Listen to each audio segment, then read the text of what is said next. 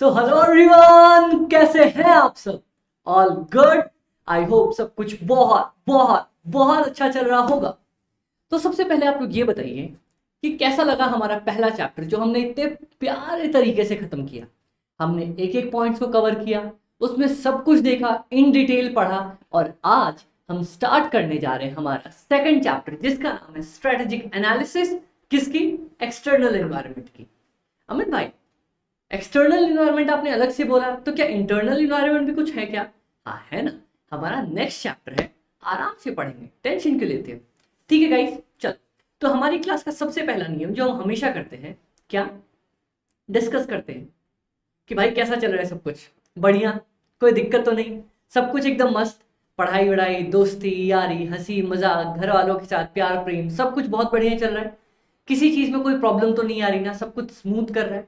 ठीक है, थोड़ी बहुत ऊपर नीचे कुछ ना कुछ चीजें हो सकती हैं, बट मेन टारगेट रखना कि हमेशा हमेशा हमेशा अपने को खुश रहना है। कुछ चीजें कम, कुछ चीजें ज्यादा, बट मेन टारगेट खुश रहो यार, दैट्स इट।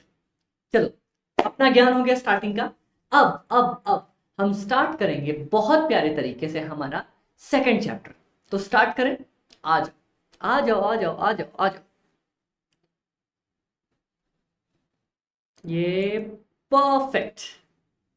क्या विजिबल है क्या आप लोगों को? स्क्रीन परफेक्टली विजिबल है, दिख रहा है? बहुत अच्छे। चैप्टर का नाम क्या है? स्ट्रेटेजिक एनालिसिस एक्सटर्नल एनवायरनमेंट की। मतलब देखो, इसमें हम दो चीजें तो ऑब्वियसली पढ़ने वाले हैं। एक स्ट्रेटेजिक एनालिसिस किसको कहते हैं, एक एक्सटर्नल एनवायरनमेंट किसको कहते हैं। ऑब्वियस है ना, ये दो चीजें आने वाली हैं। जैसे हमने फर्स्ट चैप्टर में पढ़ा था स्ट्रेटेजिक मैनेजमेंट के बारे में, तो हमने पढ़ा यार स्ट्रेटेजी किसको कहते हैं, फिर मैनेजमेंट किसको कहते हैं, और दोनों का कॉम्बिनेशन करके स्ट्रेटेजिक मैनेजमेंट बनता है। ठीक है गाइस, चल। अब हमारा काम है स्ट्रेटेजिक एनालिसिस के बारे में पढ़ना, जिसमें हम एक्सटर्नल एनवायरनमेंट के बारे में पढ़ेंगे।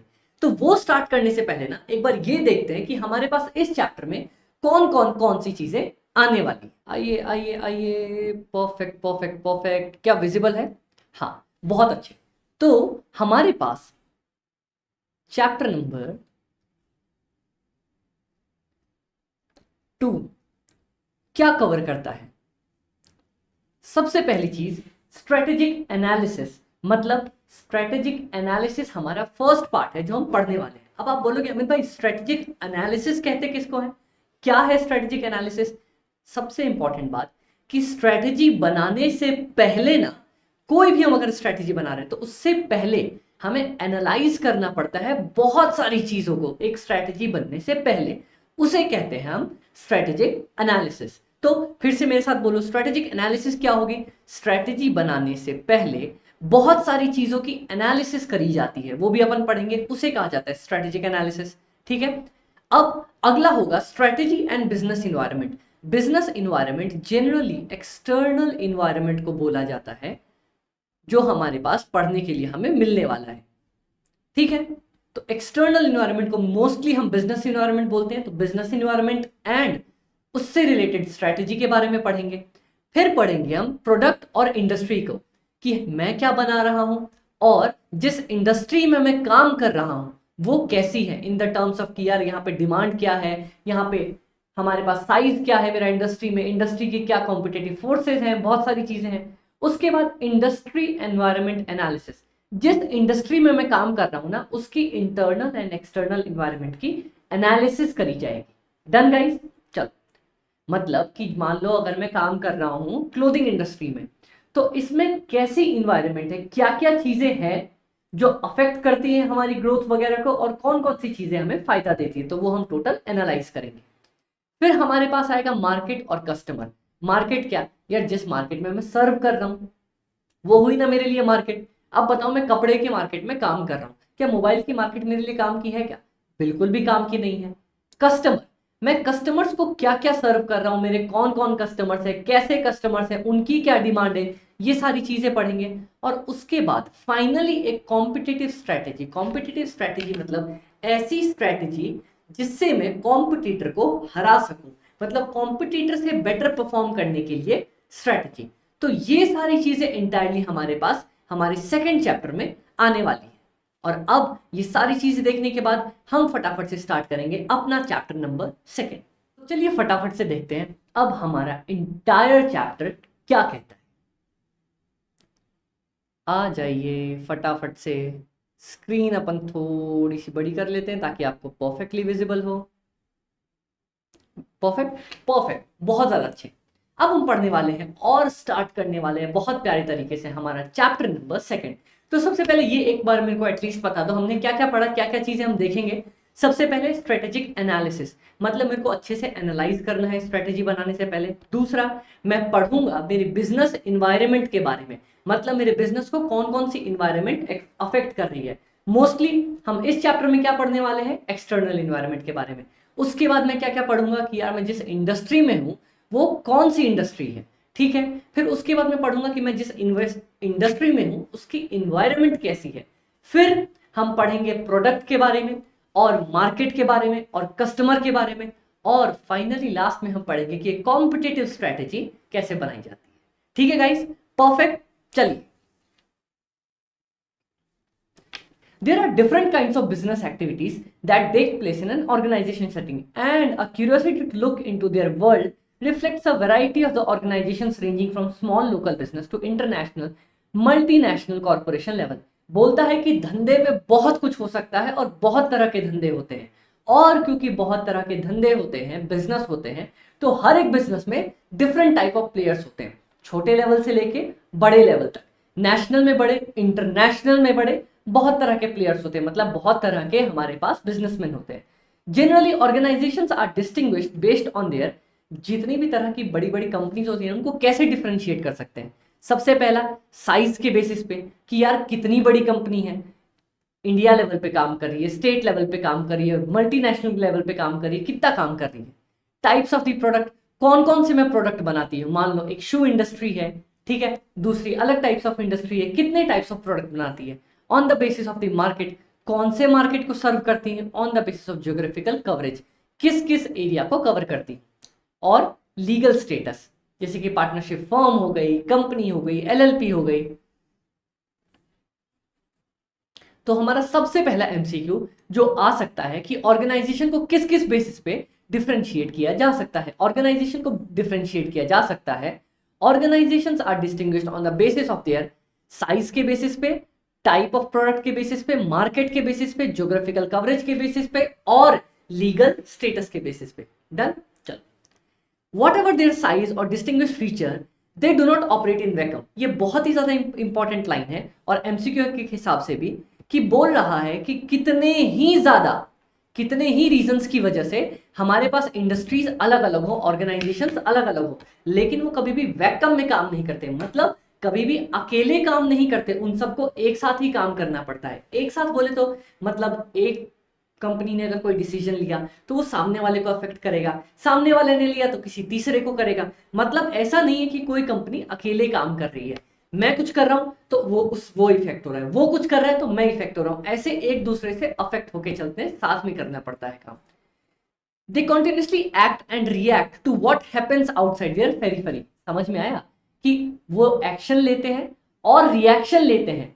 क्या, मान लो मैंने कोई एक्शन लिया, मैंने अचानक से क्या किया, सब लोग 20 रुपए पे बेच रहे थे, मैंने अचानक से अपना प्राइस गिरा दिया, 15 रुपए पे कर दिया, ठीक है। उससे क्या हुआ, मेरे पास कस्टमर्स ज्यादा आने लग गए, तो क्या सब लोग नहीं सोचेंगे कि यार हम भी दाम गिराएं। तो मेरे एक्शन से कोई ना कोई रिएक्शन होने वाला है। तो बताओ, अगर मैं अकेले काम कर रहा होता तो सामने वाली कंपनी को फर्क भी नहीं पड़ता कि मैं क्या कर रहा हूं, लेकिन हम सारे एक दूसरे से इफेक्ट होते हैं, इसीलिए अगर मैंने प्राइस गिराया तो सामने वाले को भी गिराना पड़ेगा ही, ठीक है। The factors that are outside the business operations, मतलब मेरे बिजनेस के कंट्रोल के बाहर है, are typically referred to as organisational और बिजनेस इन्वायरमेंट। मतलब जो मेरा खुद का धंधा है ना, मेरा जो बिजनेस है, जो मैं काम कर रहा हूं, उसके बाहर की चीजें, ऐसी चीजें जो उसके आउटसाइड द कंट्रोल है, मतलब कि मेरे पास है ही नहीं, मैं कुछ नहीं कर सकता उनको लेके, are typically refer to as business environment. ठीक है, बिजनेस की बाहर की चीज बिजनेस इन्वायरमेंट। एक बात बताओ, अपन इन्वायरमेंट किसके बोलते हैं, मेरे आसपास की जो भी चीजें उसको इन्वायरमेंट बोला जाता है ना, तो बिजनेस के बाहर की जो भी चीजें होंगी उसको बिजनेस का इन्वायरमेंट बोल देंगे, बात खत्म। In other words, and in the specific context of business, environment किसको बोलते हैं? इन्वायरमेंट में be refer defined as set of all the external factors that weigh in the minds of the managers. मतलब managers जितने external factors को, इसीलिए मैंने बोला था ना बिजनेस इन्वायरमेंट मतलब एक्सटर्नल इन्वायरमेंट, जितने एक्सटर्नल फैक्टर्स को मैनेजमेंट या मैनेजर्स सोचते हैं उन एक्सटर्नल फैक्टर्स को ही बिजनेस इन्वायरमेंट कहा जाता है। ठीक है, अब मेरी बात सुन लो, दो इंपॉर्टेंट चीज अपन ने पढ़ी। क्या? सबसे पहले मैं क्वेश्चन भी यहां पे लिखवा देता हूं, क्वेश्चन लिख लो मेरे साथ साथ, बुक्स पे लिख लो। Can business operate in vacuum?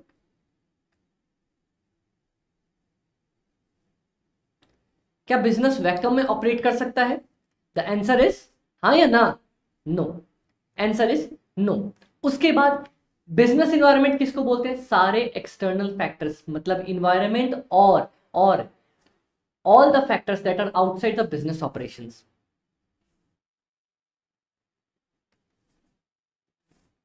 Question,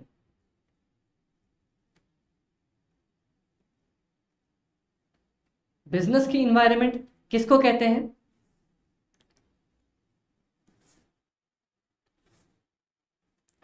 factors outside the business का operation, factors outside the business operation. और इन्वायरमेंट किसको कहते हैं? ये भी ले लो।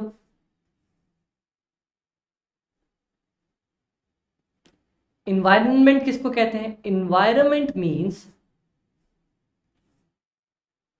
ऑल एक्सटर्नल फैक्टर्स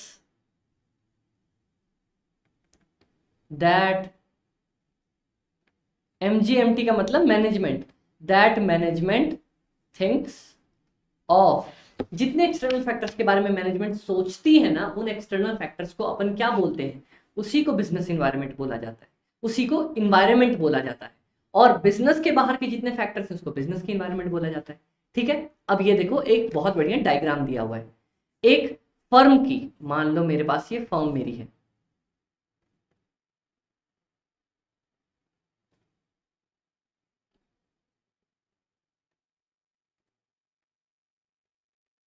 ये मेरी फर्म है। ठीक है, वाह अमित भाई कितनी अच्छी ड्राइंग है आपकी। ये मेरी फर्म है, डन।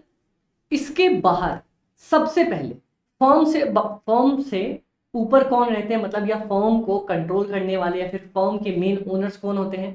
फर्म के स्टेक होल्डर्स। अरे आप ब्लू पे ब्लू नहीं चलेगा। फर्म के स्टेक होल्डर्स, स्टेक होल्डर्स बोले तो जिन लोगों ने फर्म में इन्वेस्ट किया होता है, फर्म के इन्वेस्टर्स, या फिर जिसको अपन रेगुलेटर्स बोलते हैं। क्या ये दोनों हमारे पास आ जाएंगे? फर्म के इन्वेस्टर्स, डन गाइस। ठीक है, फिर उसके बाद इंडस्ट्री शेपिंग कॉम्पिटिटिव फोर्सेस, मतलब वो फोर्सेस जो मेरी इंडस्ट्री को अफेक्ट करती हैं। मतलब मान लो अगर मैं शू मेकिंग इंडस्ट्री में हूं या क्लॉथ मेकिंग इंडस्ट्री में हूं या फिर टोबैको इंडस्ट्री में हूं, किस इंडस्ट्री में हूं, उसको कौन कौन सी चीजें अफेक्ट करती हैं? सबसे पहला ये। फिर उसके बाद, ठीक है, पहले मैं अपनी इंडस्ट्री में आ गया, अब domestic political legal social cultural, अब वो सारी चीजें जो मेरी कंट्री को अफेक्ट करती हैं, डोमेस्टिक कंट्री को जिसमें मैं काम कर रहा हूं। पॉलिटिकल हो गया, लीगल हो गया, सोशियो कल्चरल हो गया, डेमोग्राफिक मतलब पीपल, टेक्नोलॉजिकल मतलब सबसे पहले क्या हुआ? देखो ये देखो, दिखाता हूं, इधर दिखाता हूं। सबसे पहले क्या आया? सबसे पहले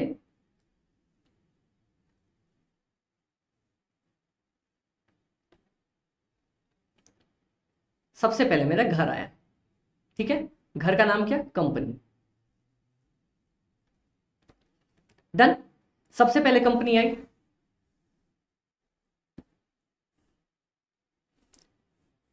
नहीं इसको सेंटर में ही रखते अपन। ठीक है, फिर कंपनी को कवर किसने किया? कंपनी के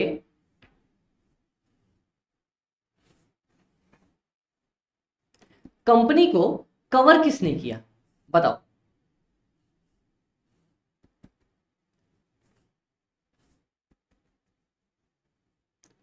कंपनी के जस्ट बाहर, कंपनी के जस्ट बाहर कौन कौन लोग आते हैं? कंपनी के जस्ट बाहर आते हैं कंपनी के ओनर्स, जिनको इनके प्रॉफिट वगैरह में इंटरेस्ट होता है। ठीक है, चल अपने ओनर्स भी आ गए।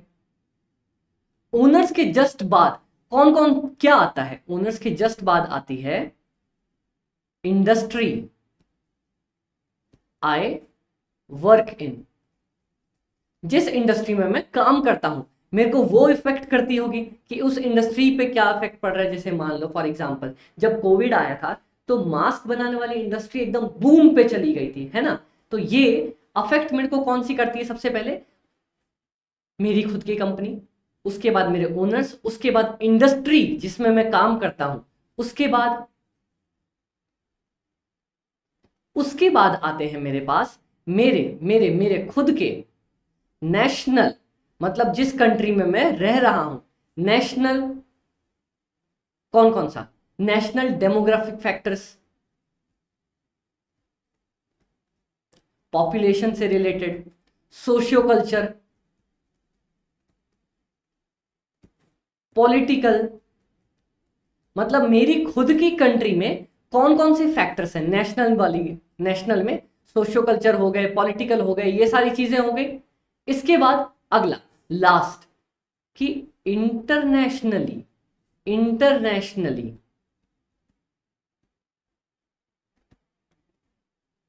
डेमोग्राफिक, सोशियो कल्चर, पॉलिटिकल, ये वाले सारे फैक्टर्स। जैसे फॉर एग्जांपल इंडिया में सबसे पहले अगर मान लो किसी लोगों ने हड़ताल कर दी या फिर डॉक्टर्स ने स्ट्राइक कर दिया, ऐसे वैसे कुछ चीजें हो गई, वो चीजें अफेक्ट करती हैं।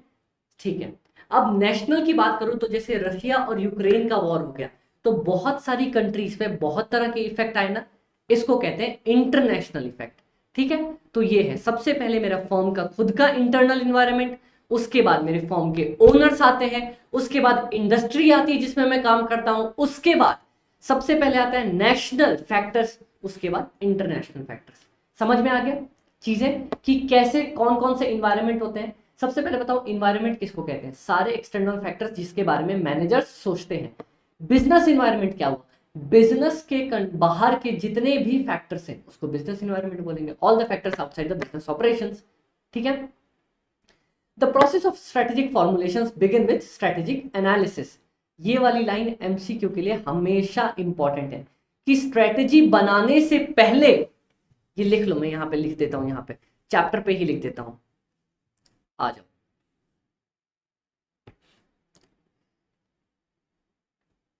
बिफोर मेकिंग स्ट्रेटेजी, मतलब स्ट्रेटेजी बना लेने से पहले proper analysis is required.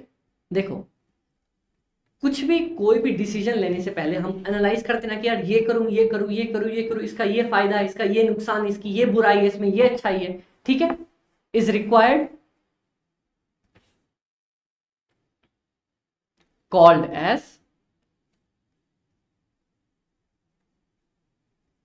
Strategic analysis. मतलब स्ट्रेटेजी बनाने के लिए बहुत सारी चीजों की एनालिसिस करनी पड़ती है, उसको कहा जाता है स्ट्रेटेजिक एनालिसिस। ठीक है, डन। चल आ जाओ। Its objective is to compile the information. अब सुनो, ध्यान से सुनो, ध्यान से।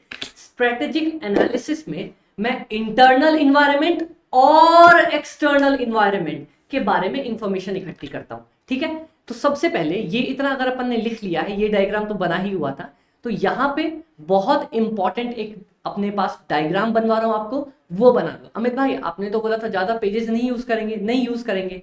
चैप्टर 1 में अपन ने कितने, 1 या 2 पेजेस यूज किए हैं, जो आपका मैंने 15-20 पेजेस की कॉपी बनवाई थी। आ जाओ चैप्टर 2 पे, बहुत ही प्यारा, ज्यादा नहीं लिखवाऊंगा। सबसे पहले आता है हमारे पास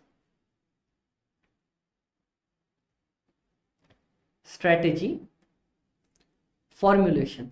अरे बहुत इतने प्यारे तरीके से चैप्टर याद करवा दूंगा ना कि आप बोलोगे अमित भाई ये तो चैप्टर मतलब ऐसा था कि आपने तो एक में ही खत्म कर दिया सब कुछ, दिल ले लिया अमित भाई। हमें स्ट्रैटेजी बनानी होती है। ठीक है, अब सुनो, स्ट्रैटेजी बनाने से पहले मेरे को क्या करना पड़ता है? अमित भाई अभी अपन ने सीखा स्ट्रेटेजिक एनालिसिस, मेरे को स्ट्रेटेजिक एनालिसिस करना पड़ता है। ठीक है अमित भाई, समझ में आया स्ट्रेटेजिक एनालिसिस के बारे में। स्ट्रेटेजिक एनालिसिस किसको कहते हैं? स्ट्रेटेजिक एनालिसिस अपन किसको कहते हैं? स्ट्रेटेजिक एनालिसिस अपन कहते हैं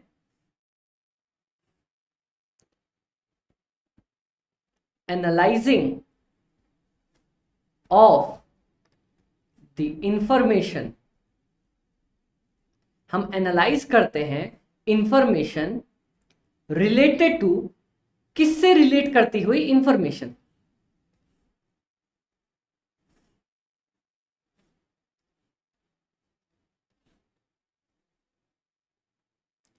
ये सबसे इंपॉर्टेंट पार्ट आ रहा है, किससे रिलेट करती हुई इंफॉर्मेशन? वो इंफॉर्मेशन जो रिलेट करती है मेरे इंटरनल इन्वायरमेंट से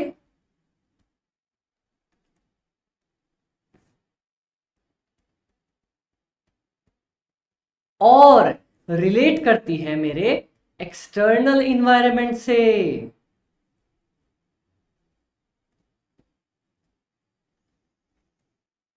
ठीक है, जो कि ये बनता है मेरा चैप्टर नंबर 3, ये बनता है मेरा चैप्टर नंबर 2।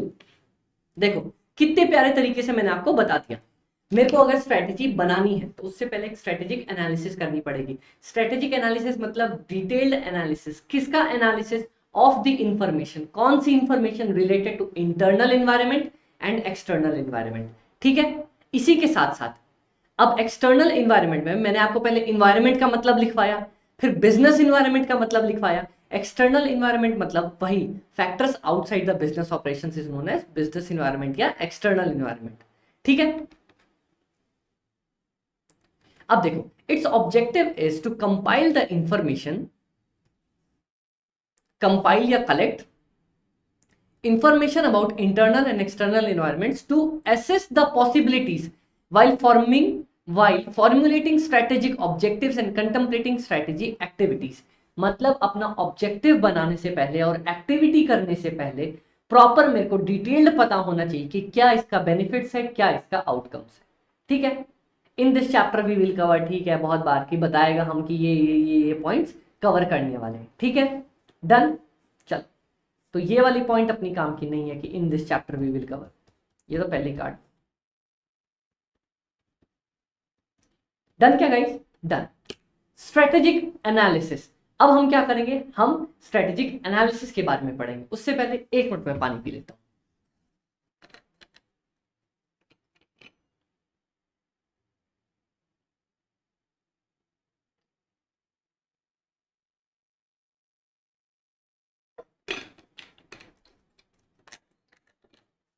चलो परफेक्ट, आज स्ट्रेटेजिक एनालिसिस अभी अपन ने पढ़ लिया। स्ट्रेटेजिक एनालिसिस मतलब इंफॉर्मेशन इकट्ठा करना, एनालिसिस करना। किसकी इंफॉर्मेशन इकट्ठा करना? इंटरनल इन्वायरमेंट की, एक्सटर्नल इन्वायरमेंट की। एक्सटर्नल इन्वायरमेंट इस चैप्टर में, इंटरनल नेक्स्ट चैप्टर में। ठीक है, strategy formulation is not a task which the managers can get by intuition, opinion, instincts and creative thinking। देखो स्ट्रेटेजी बनाना कोई ऐसी चीज नहीं है कि भैया घर पे बैठे ए भाई अपने को लग रहा है ना कि ऐसा नहीं ऐसा करना चाहिए तो ऐसा हो जाएगा, अरे भैया ऐसी की तैसी हो जाएगी। समझ में आया? मतलब स्ट्रेटेजी बनाना एक ऐसा काम नहीं है कि भाई रूम में बैठे 4-5 लोगों ने डिस्कस किया, जाके स्ट्रेटेजी बन गई, या कुछ एनालाइज करना था। तो सुनो ना भाई, मेरे हिसाब से ये है, पता है एक बार वो वाला एग्जांपल याद है अपने को? बचपन में अपन ने कहानी पढ़ी थी, 5 अंधे लोगों को एक हाथी के पास खड़ा कर दिया गया। एक ने बेचारे उसकी पूंछ पकड़ी, बोलता है भैया ये तो लंबी रस्सी है। एक ने उसकी आंखें देखी, एक ने उसके कान टच करके देखे। तो ये वाला एग्जांपल अपन ने बचपन में पढ़ा था ना, ये कहानी थी, 5 लोगों ने देखा, उनको 5 अलग अलग एक्सप्लेनेशन दिया। वही चीज है, स्ट्रैटेजी कभी भी घर पे बैठ के नहीं बनती है। Judgment about what the strategies to pursue needs to flow directly from analysis of the firm's external environment and its internal resources and capabilities। अपने को रूम में बैठे बैठे काम नहीं होता है, सबसे पहले एक्सटर्नल इन्वायरमेंट, उसके बाद इंटरनल इन्वायरमेंट, दोनों की एनालिसिस करनी पड़ती है, तब जाके स्ट्रेटेजी बनती है। ठीक है, इन्वायरमेंटल स्कैनिंग, इन्वायरमेंट मतलब दोनों इन्वायरमेंट, एक्सटर्नल भी और इंटरनल भी, environment both. External and internal, ठीक है, is a natural and continuous activity. ये बहुत इंपॉर्टेंट है। देखो, इन्वायरमेंट की स्कैनिंग मतलब कि बाहर की चीजों के बारे में पता करना है, खुद के बारे में पता रखना, इज अ कॉन्टिन्यूस एक्टिविटी। अब एक बात बताओ, मान लो मैंने आज इन्वायरमेंट स्कैनिंग की बात करी कि यार पता है आज क्या हो रहा है, आज गवर्नमेंट बात कर रही है कि क्या करने वाले हैं अपन, कोई नया तरह का टैक्स इंप्लीमेंट करने वाले हैं, या कोई मान लो मैंने आज टीवी पे न्यूज देखी कि गवर्नमेंट क्या कर रही है ना, गवर्नमेंट जो है इंपोर्ट्स को, फोन के इंपोर्ट्स को बैन करने वाली है। ठीक है, बहुत अच्छी बात, मैंने आज ये एक्सटर्नल एनवायरनमेंट की एनालिसिस कर ली, देख लिया, समझ लिया, ठीक है, डन। पता है मैंने क्या किया, मैंने घर में बहुत सारे फोन्स, मतलब अपनी नई कंपनी खड़ी करके सोचा नई कंपनी बनाऊंगा, जो मेरे पास कंपनी ऑलरेडी चल रही है, और नए नए नए नए फोन्स बनाने लग जाऊंगा। मैंने फोन्स बनाना स्टार्ट कर दिया, बहुत सारे, मतलब लाखों करोड़ों में फोन्स बना दिए। क्यों? क्योंकि मैंने ये सुन लिया था, ये एनालाइज कर लिया था कि गवर्नमेंट जो है इंपोर्ट ऑफ फोन्स पे बैन करने वाली है। डन। अब सुनो, उसके एक हफ्ते बाद ही गवर्नमेंट ने क्या अनाउंस किया ना कि इंपोर्ट हम बंद नहीं कर सकते, ऊपर से ऑर्डर है यूएनओ वगैरह का, या यूएन का ऑर्डर है। ठीक है, मैंने एक बार एनालिसिस किया था एक्सटर्नल एनवायरनमेंट का, उसके बाद छोड़ दिया, तो क्या गड़बड़ नहीं करती? यही तो गड़बड़ करती। इन्वायरमेंट अपन ने फर्स्ट चैप्टर में पढ़ा था, डायनामिक है, रोज की रोज बदलते रहता है। तो अपना काम क्या है, मैं रोज की रोज कॉन्टिन्यूस बेसिस पे मॉनिटरिंग करता रहूं कि यार इन्वायरमेंट में चल क्या रहा है। क्या अपन रोज उठते ही सबसे पहले फोन नहीं देखते कि देखो तो सही भाई बाजार में हो क्या रहा है, बाहर चीजें क्या वर्क कर रही हैं? तो सेम टू सेम क्या स्ट्रैटेजी पे नहीं लगेगा कि अपने को स्ट्रैटेजिक एनालिसिस भी रोज के रोज कॉन्टिन्यूस बेसिस पे करनी पड़ती है। And some do it on an informal basis while others do it on a formal basis। मतलब कि strategic analysis, एक काम करो यहीं पे आ जाओ, नहीं यहीं ठीक था, यहीं साइड में लिख रहे थे अपन, यहीं ठीक था। strategic analysis is done on, मैं एक ही लाइन में लिखवा देता हूं ताकि खत्म हो जाए, is done on continuous basis, continuous basis पे होता है, and done in both formal तरीके से भी एंड इनफॉर्मल तरीके से भी। मतलब अमित भाई देखो मेरी बात सुनो, while others have a formal structure to collect the meaningful information। देखो, इनफॉर्मल तरीका मतलब मेरे को यहां से पता चल गया, मेरे को किसी और से पता चल गया, मैंने न्यूज से पता कर लिया, ये वाली चीज सारी इनफॉर्मल हो गई। फॉर्मल तरीका मतलब एक प्रॉपर मेरे पास तरीका है, अपन ने कंपनी की पॉलिसी बना रखी कि मेरे को इन्फॉर्मेशन यहां से मिलेगी, यहां से यहां मिलेगी, यहां से यहां मिलेगी, वहां से टॉप लेवल मैनेजमेंट पे जाएगी, एक पूरा फॉर्मल स्ट्रक्चर बना रखा है। ठीक है, it is just as important to learn about the changes in the tax regulations through television news as it is through a well established reading material from experts। देखो, मैंने टीवी से पता कर लिया कि भैया जीएसटी आने वाला है, 2017 में जीएसटी आने वाला है, मैंने ये चीज पता कर ली। ठीक है, अब जीएसटी में क्या क्या नियम आने वाले हैं, क्या क्या उसका इम्प्लीकेशंस होने वाला है, उससे रिलेटेड मैंने क्या किया, मैंने एक्सपर्ट्स की डिटेल्ड रिपोर्ट्स भी पढ़ी। So this is my formal, and news वगैरह से देख लेना, न्यूज़पेपर पढ़ लेना, दैट इज एन इनफॉर्मल तरीका। समझ में आया? मैंने न्यूज में देख लिया जीएसटी आने वाला है, फिर उसके बाद मैंने एक्सपर्ट्स बुलाए, एक्सपर्ट्स की टीम रखी, उनसे बोला कि यार जीएसटी का मेरे पे क्या क्या इंपैक्ट होने वाला है, वो सब चीजें पढ़ी, that is a formal way. अब समझ में आया? तो देखो, obtain information via both formal and informal methods. मैंने इस पूरे पैराग्राफ को छोटे से पार्ट में आपके लिए साइड में लिख दिया। क्या? Strategic analysis is done on continuous basis and done in both formal and informal base. तो सोचो, इस पूरे पैराग्राफ को अपन ने इतने छोटे से पार्ट में कर लिया ना। ठीक है, तो ये अपनी क्लास का बहुत बड़ा फायदा है कि हम सारी चीजें साथ साथ शॉर्ट भी करते चले जा रहे हैं। ठीक है, यहां पे एग्जाम्पल लिख देता हूं मैं आपको।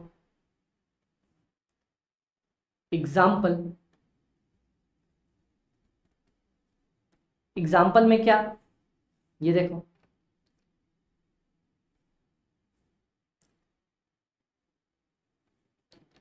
Television news as well established reading material, tax regulations, ठीक है। Done. The capacity to collect information in informal settings usually separates the great entrepreneurs and managers. Using just informal techniques, on the other hand, exposes the organization to missed opportunities and unanticipated hazards. A systematic approach to environment assessment is essential in making risk and uncertainty. देखो, ना मैं सिर्फ informal पे जा सकता हूँ, क्यों? क्योंकि मेरे को फॉर्मल तरीका भी रिक्वायर्ड है, वरना पता कैसे चलेगा कि जो चीजें आने वाली हैं उसका इम्पैक्ट क्या क्या होने वाला है। और ना मैं सिर्फ फॉर्मल तरीके पे रह सकता हूँ, क्यों? क्योंकि पहले तो जितनी जल्दी इनफॉर्मल तरीका काम करता है ना, उतनी जल्दी फॉर्मल तरीका काम नहीं करता। क्या हुआ, आज गवर्नमेंट ने अनाउंस किया, टीवी पे तुरंत आ गया, भैया जीएसटी जीएसटी जीएसटी, 1 तारीख से जीएसटी आने वाला है, ठीक है। अब मेरी बात सुनो, हम अपना एग्जाम्पल ले लेते हैं। जब तक इंस्टीट्यूट ने न्यू सिलेबस लॉन्च नहीं किया था, तब से कई टाइम पहले भी मार्केट में हल्ला हो गया था, क्या नया सिलेबस आने वाला है, नया सिलेबस आने वाला है, नवंबर 23 से आने वाला है, मई 23 से आने वाला है, नवंबर 24 से आने वाला है। कितने लोगों ने कितनी तरह की अफवाह फैलाई थी।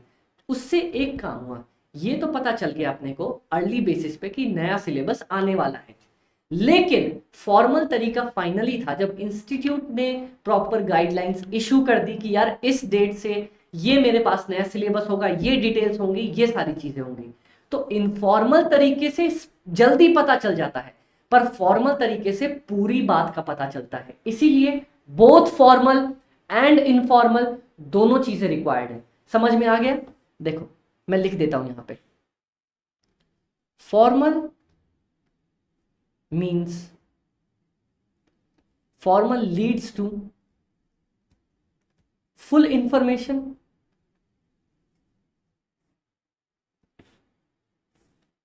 ठीक है।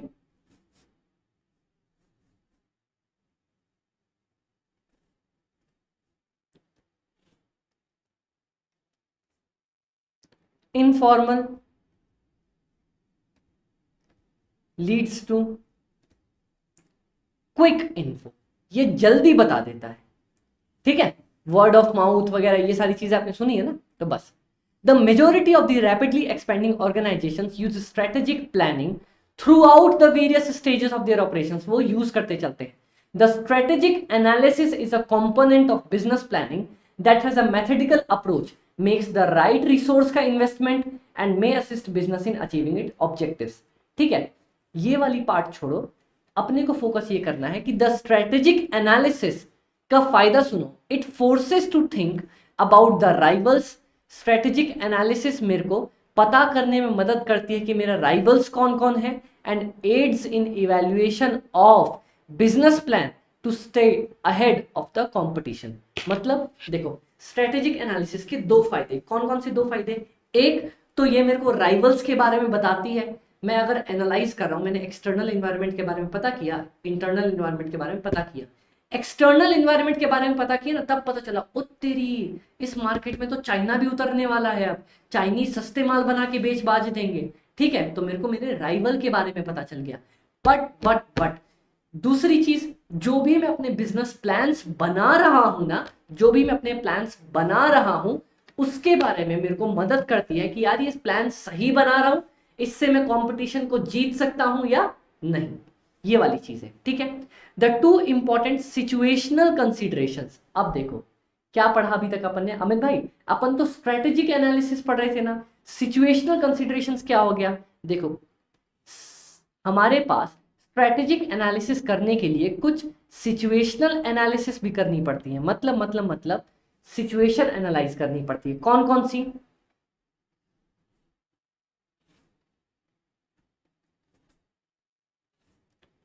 For strategic analysis,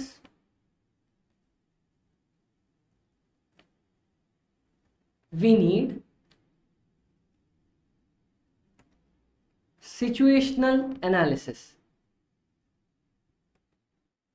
मतलब स्ट्रेटेजिक एनालिसिस करने से पहले, मतलब या फिर उसके साथ मेरे को सिचुएशनल एनालिसिस की भी रिक्वायरमेंट होती है। कौन कौन सी दो सिचुएशनल एनालिसिस हमारे पास दी हुई है, आओ देखें फटाफट से।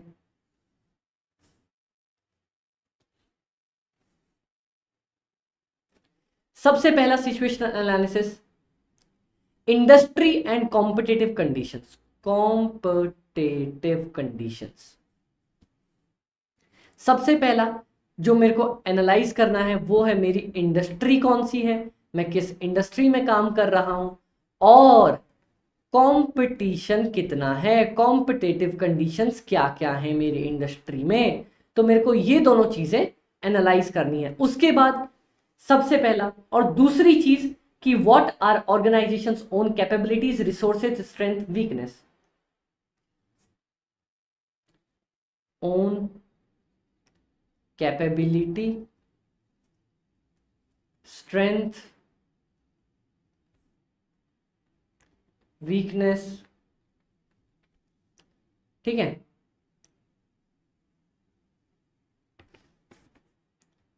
रिसोर्सेस एंड मार्केट की पोजीशन। ज्यादा छोटा हो गया क्या? अब डन, आ जाओ। तो मेरे को स्ट्रेटेजिक एनालिसिस करने के लिए ना सिचुएशनल एनालिसिस भी करनी पड़ती है। दो सिचुएशन को एनालाइज करना पड़ता है। कौन कौन सी सिचुएशन? सबसे पहला कि बाहर, बाहर मैं लिख देता हूं यहां पे, बाहर क्या क्या है, बाहर इंडस्ट्री में क्या चल रहा है और कॉम्पिटिटिव कंडीशंस कौन कौन से हैं। उसके बाद सेकंड जो मुझे एनालाइज करना पड़ता है वो है अंदर कौन कौन सी चीजें चल रही है, मेरे पास कौन कौन सी कैपेबिलिटीज है, कौन कौन से रिसोर्सेज है, मेरी क्या स्ट्रेंथ है, मेरी क्या वीकनेस है। ये चीजें मेरे को एनालाइज करके चलनी पड़ती हैं। डन, लिख लिया? नहीं लिखा तो पॉज कर दो, पॉज करके लिख लो, क्या दिक्कत है। चलो, तो अभी तक अपन ने इसमें क्या क्या पढ़ा? मैंने स्ट्रेटेजिक एनालिसिस के बारे में पढ़ा कि स्ट्रेटेजिक एनालिसिस किसको कहते हैं। स्ट्रेटेजिक एनालिसिस का मतलब सिंपल सिंपल मतलब होता है कि इट फोकसेस ऑन एनालिसिस और कलेक्टिंग इंफॉर्मेशन। किसकी इंफॉर्मेशन? इंटरनल एनवायरनमेंट की और एक्सटर्नल एनवायरनमेंट की, ठीक है। डन। उसके बाद लिख के आऊंगा कि स्ट्रेटेजिक एनालिसिस का हमारे पास जो इंपॉर्टेंट पार्ट है ये क्या, कि ये कॉन्टिन्यूस बेसिस पे किया जाता है और it is done on continuous basis and it is done for both informal basis पे किया जाता है and done on formal basis also. Informal मतलब जैसे न्यूज वगैरह से देख लिया, फॉर्मल मतलब एक्सपर्ट्स की हमारे पास क्या करी मैंने, ओपिनियन वगैरह पढ़ लिए। डन गाइस, ठीक है। फिर उसके बाद हमारे पास हमने देखा कि ये दो बेनिफिट्स देता है। कौन कौन से दो बेनिफिट्स देता है? सबसे पहला अमित भाई, ये हमें पता है क्या बताता है, ये मेरे को राइवल्स के बारे में बताता है, और दूसरा दूसरा दूसरा ये मेरे को सिंपल से बताता है कि जो मैं बिजनेस प्लान फॉलो कर रहा हूं ना, क्या वो मेरे को कंपटीशन जितवा के देंगे या नहीं। थर्ड पार्ट, मेरे को स्ट्रेटेजिक एनालिसिस करने के लिए सिचुएशनल एनालिसिस करनी पड़ती है, सिचुएशन के बारे में। कौन कौन सा? कि यार मेरी इंडस्ट्री क्या है और कॉम्पिटिटिव कंडीशंस क्या है। दूसरा, मेरा अंदर की चीजें, मेरे पास खुद की रिसोर्सेज क्या है, कैपेबिलिटी क्या है, स्ट्रेंथ क्या है, वीकनेस क्या है। डन गाइस, डन, बहुत अच्छे। अब मेरी बात एक और चीज सुन लेना, यहां पे ही लिखना है अपने को।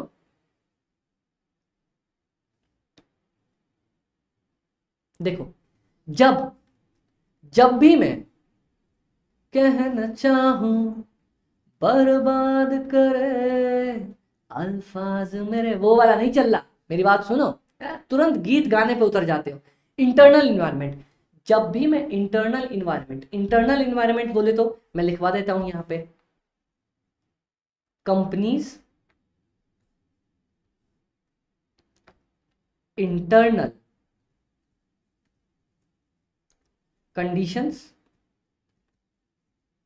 That is with in the company, मतलब कंपनी के अंदर की कंडीशंस, जो भी अंदर चल रहा है, अंदर जैसी भी जो भी चीजें, ठीक है। और एक्सटर्नल इन्वायरमेंट कौन सी होती है? सिंपल, आउटसाइड द फैक्ट्री, ठीक है।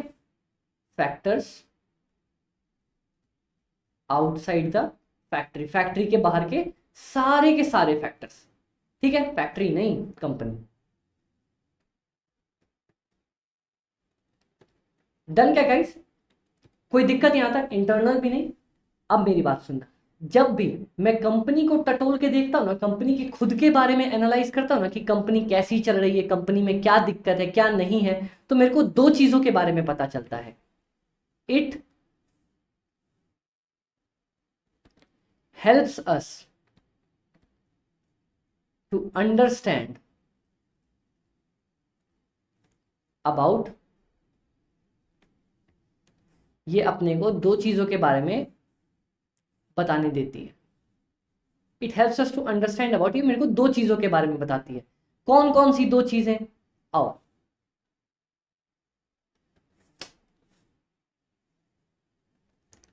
एक इंटरनल इन्वायरमेंट मेरे को दो ही चीजों के बारे में बोलेगा, विच इज मेरी स्ट्रेंथ क्या क्या है और मेरी वीकनेस क्या क्या है। कोई मेरे को रोकेगा नहीं, मेरे को बोलने दो, मेरे को बोलने दो। बुरा जो देखन मैं चलिया, बुरा न मिलिया कोई, जद देखा मैं आप में, मुझसे बुरा ना कोई। रणवीर ने भी डायलॉग मारा, अपन ने भी मार दिया, ठीक है। चलो, मतलब ये सिंपल सिंपल मेरे को बोलता है कि जब भी मैं इंटरनल इन्वायरमेंट, जब भी मैं अपने अंदर झांक के देखूंगा, मेरे को पता चलेगा कि मेरी कमजोरियां क्या क्या है और मेरी स्ट्रेंथ क्या है, किस जगह पे मैं बहुत ज्यादा स्ट्रांग हूं। ठीक है गाइस, डन, बहुत ज्यादा अच्छे। अब उसके बाद अगली चीज कि जब मैं यार एक्सटर्नल इन्वायरमेंट के बारे में ढूंढूंगा, तब मेरे को क्या पता चलेगा? ये लो, एक्सटर्नल इन्वायरमेंट तो और भी ज्यादा आसान है।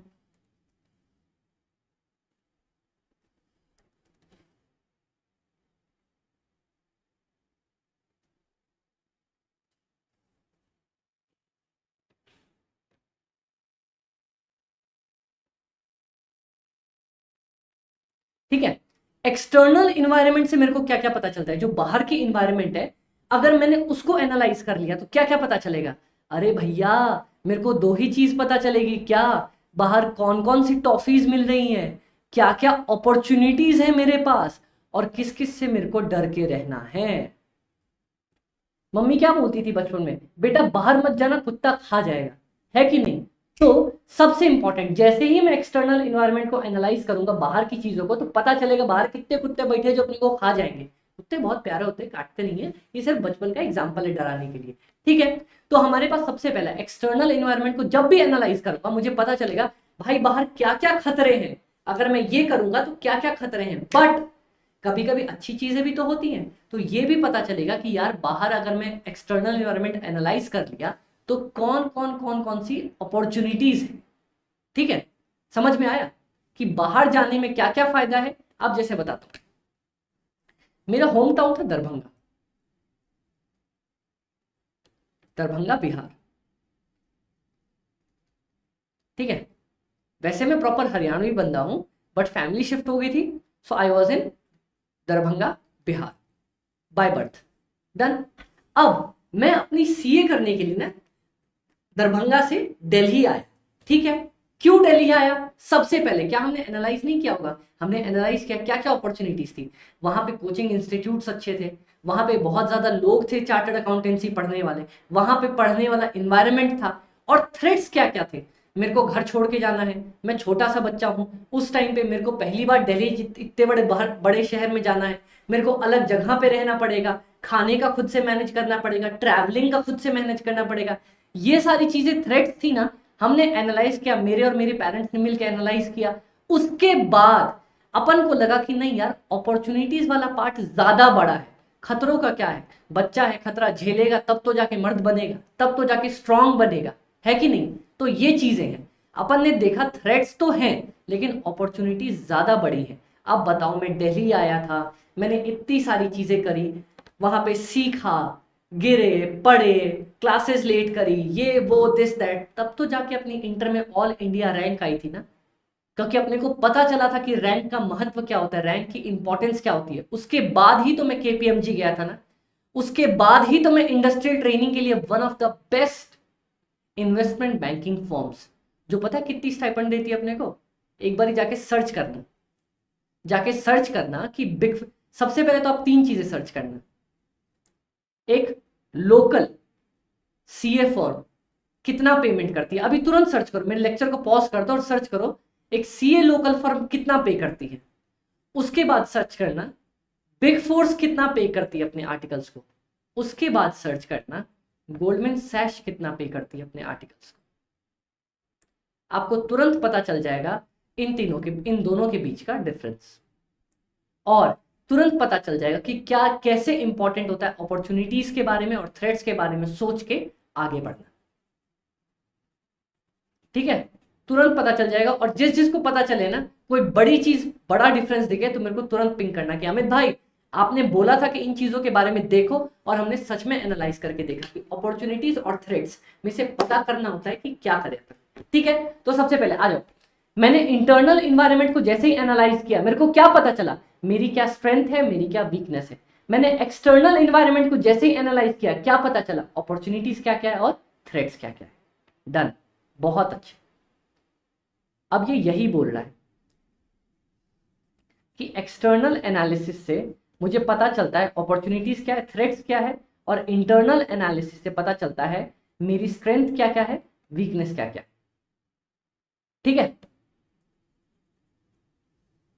डन। डन का गाइस, कोई दिक्कत यहां तक? अरे रे, ये क्या हुआ, ये ऊपर कैसे उठ के आ गया?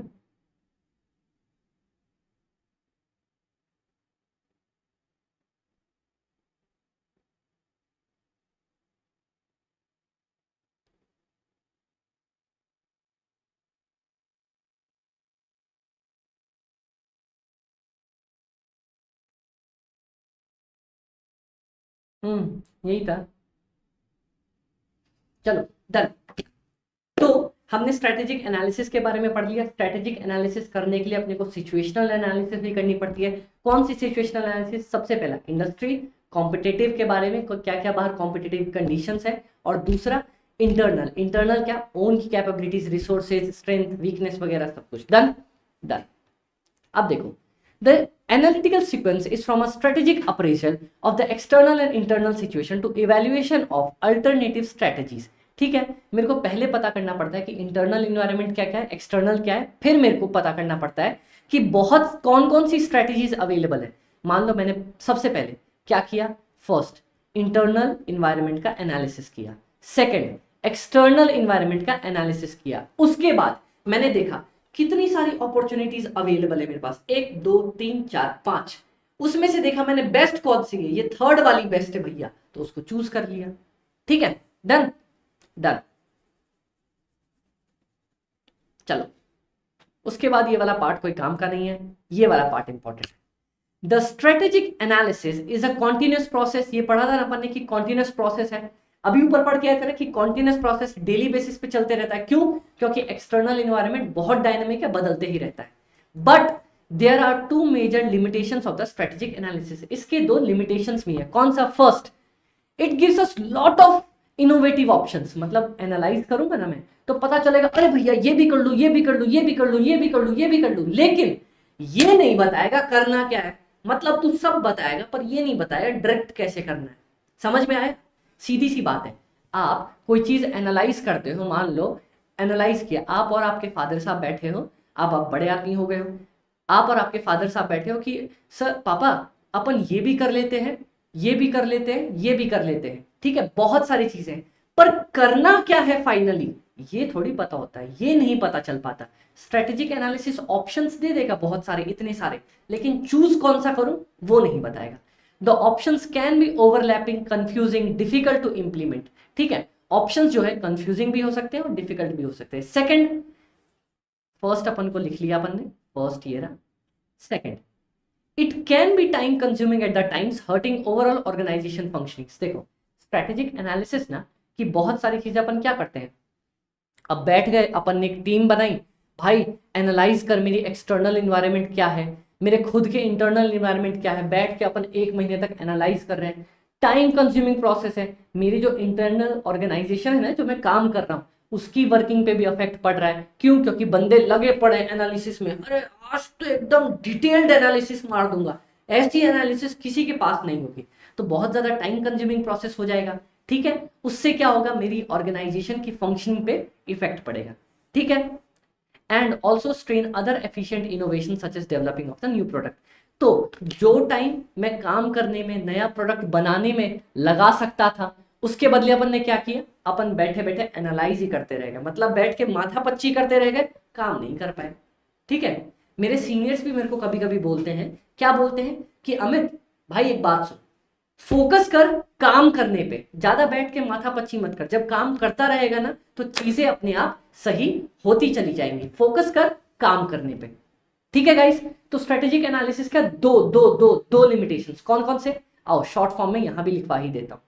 सोचो अपन कितने प्यारे तरीके से शॉर्ट नोट्स क्रिएट कर रहे हैं पूरे के पूरे चैप्टर का, ये देखो बनाता चला गया ना अभी तक स्ट्रेटेजिक एनालिसिस के बारे में। आ जाओ, अगला मैंने पढ़ा, रेड में लिखता हूं, छोटा दिख रहा है क्या?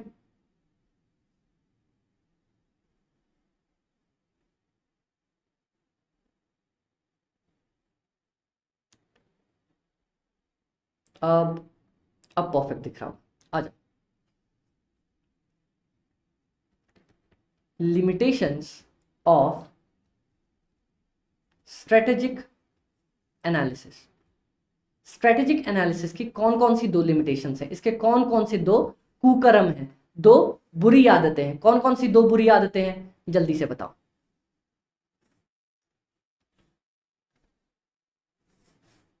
First,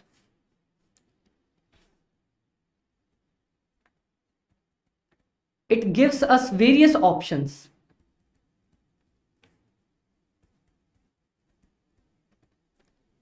but does not help us in choosing best option। Best कौन सा है वो नहीं बताता, ठीक है, एंड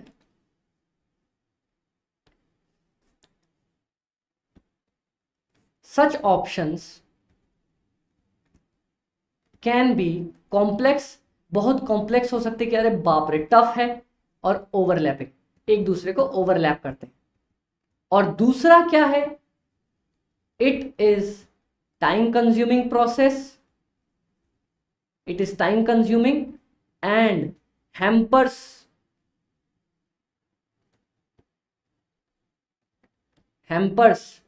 ग्रोथ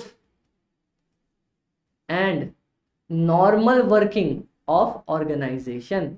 मतलब ऑर्गेनाइजेशन की ग्रोथ और नॉर्मल वर्किंग को अफेक्ट करता है। क्यों? क्योंकि लोग लगे हुए हैं माथा पच्ची करने में, अरे यार ये करूं वो करूं दिस करूं दैट करूं, अरे काम करना भाई, इतना ज्यादा भी दिमाग मत लगा, इतना भी मत सोचो कि टाइम ही निकल जाए काम करने का। समझ में आया? तो अपन ने स्ट्रेटेजिक एनालिसिस के बारे में सारी चीजें पढ़ी, अब बस लास्ट पॉइंट बच रहा है स्ट्रेटेजिक एनालिसिस का कि issues to consider for strategic analysis. Strategic analysis करने के लिए ना तुम्हें 4 पॉइंट्स कंसीडर करने पड़ेंगे, 4 पॉइंट्स ध्यान में रखने पड़ेंगे। आइए देखते हैं कौन कौन से 4 पॉइंट्स।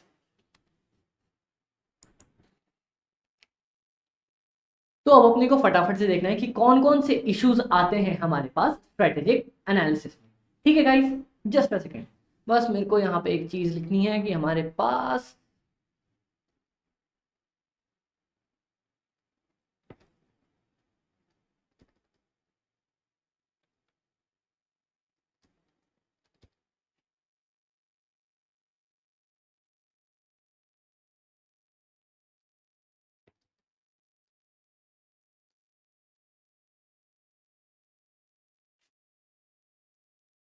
ओके गाइस, तो अब हम देखते हैं कि हमारे पास कौन कौन से इश्यूज हैं जो स्ट्रेटेजिक एनालिसिस में आते हैं।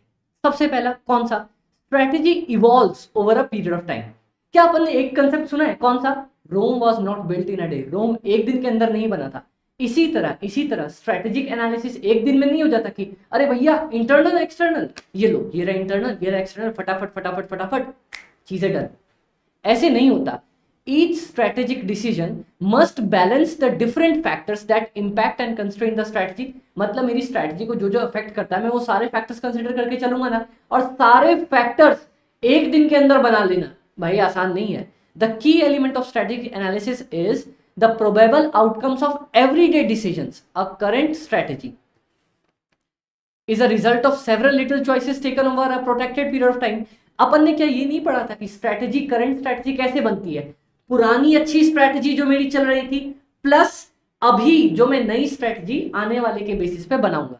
तो जैसा मेरी स्ट्रेटजी बदलती रहती है, अब management radically changes the strategy when they try to speed up the organisation growth. Strategy is influenced by experience, ये एक्सपीरियंस से बदलती है, but it has to be updated when results become clear. It therefore evolves with the time. Strategy जो है मेरी वो time के साथ बदलती रहती है। समझ में आया?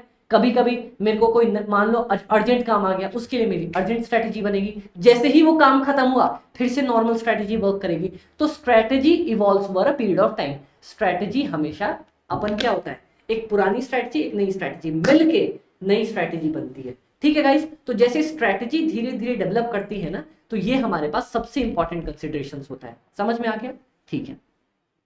Balance of external and internal factors, तो ये तो अपने को सबसे पहले पता है ना, स्ट्रेटेजिक एनालिसिस में हम काम ही क्या करते हैं, एक्सटर्नल इन्वायरमेंट और इंटरनल इन्वायरमेंट दोनों को कंसिडर करके चलते हैं। In practice strategic analysis necessitates creating a reasonable balance between many conflicting challenges because a perfect fit between them is unlikely.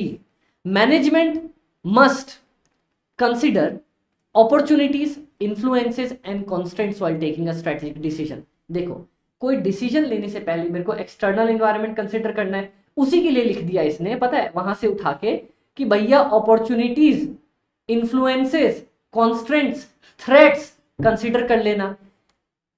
There are factors driving a decision such as entering a new market. Concurrently, there exist constraints that limit the option. ये example दे रखा है.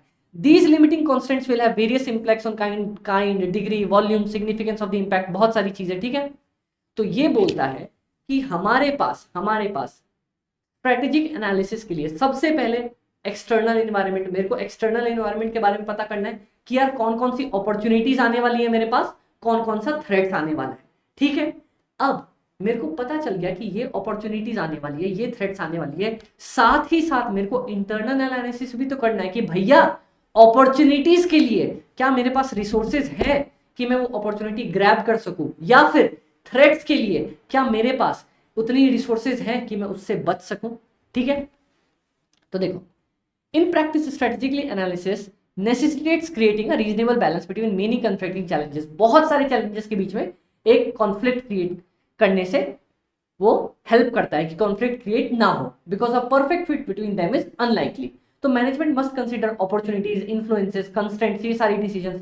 तो देखो, ये पूरा लिखने के लिए ना अपने को मेन लाइन लिखनी है, balance of external and internal factors. ये लिख के आएंगे, उसके अंदर जो एक्सप्लेनेशन मन करे इसमें से अच्छा 2-3 लाइन चिपका के आ जाएंगे। डन क्या गाइस? डन। रिस्क वाला पार्ट सुनो। ये अपन ने सुना है क्या, रिस्क है तो इश्क है, हर्षद मेहता स्टोरी, बहुत अच्छे।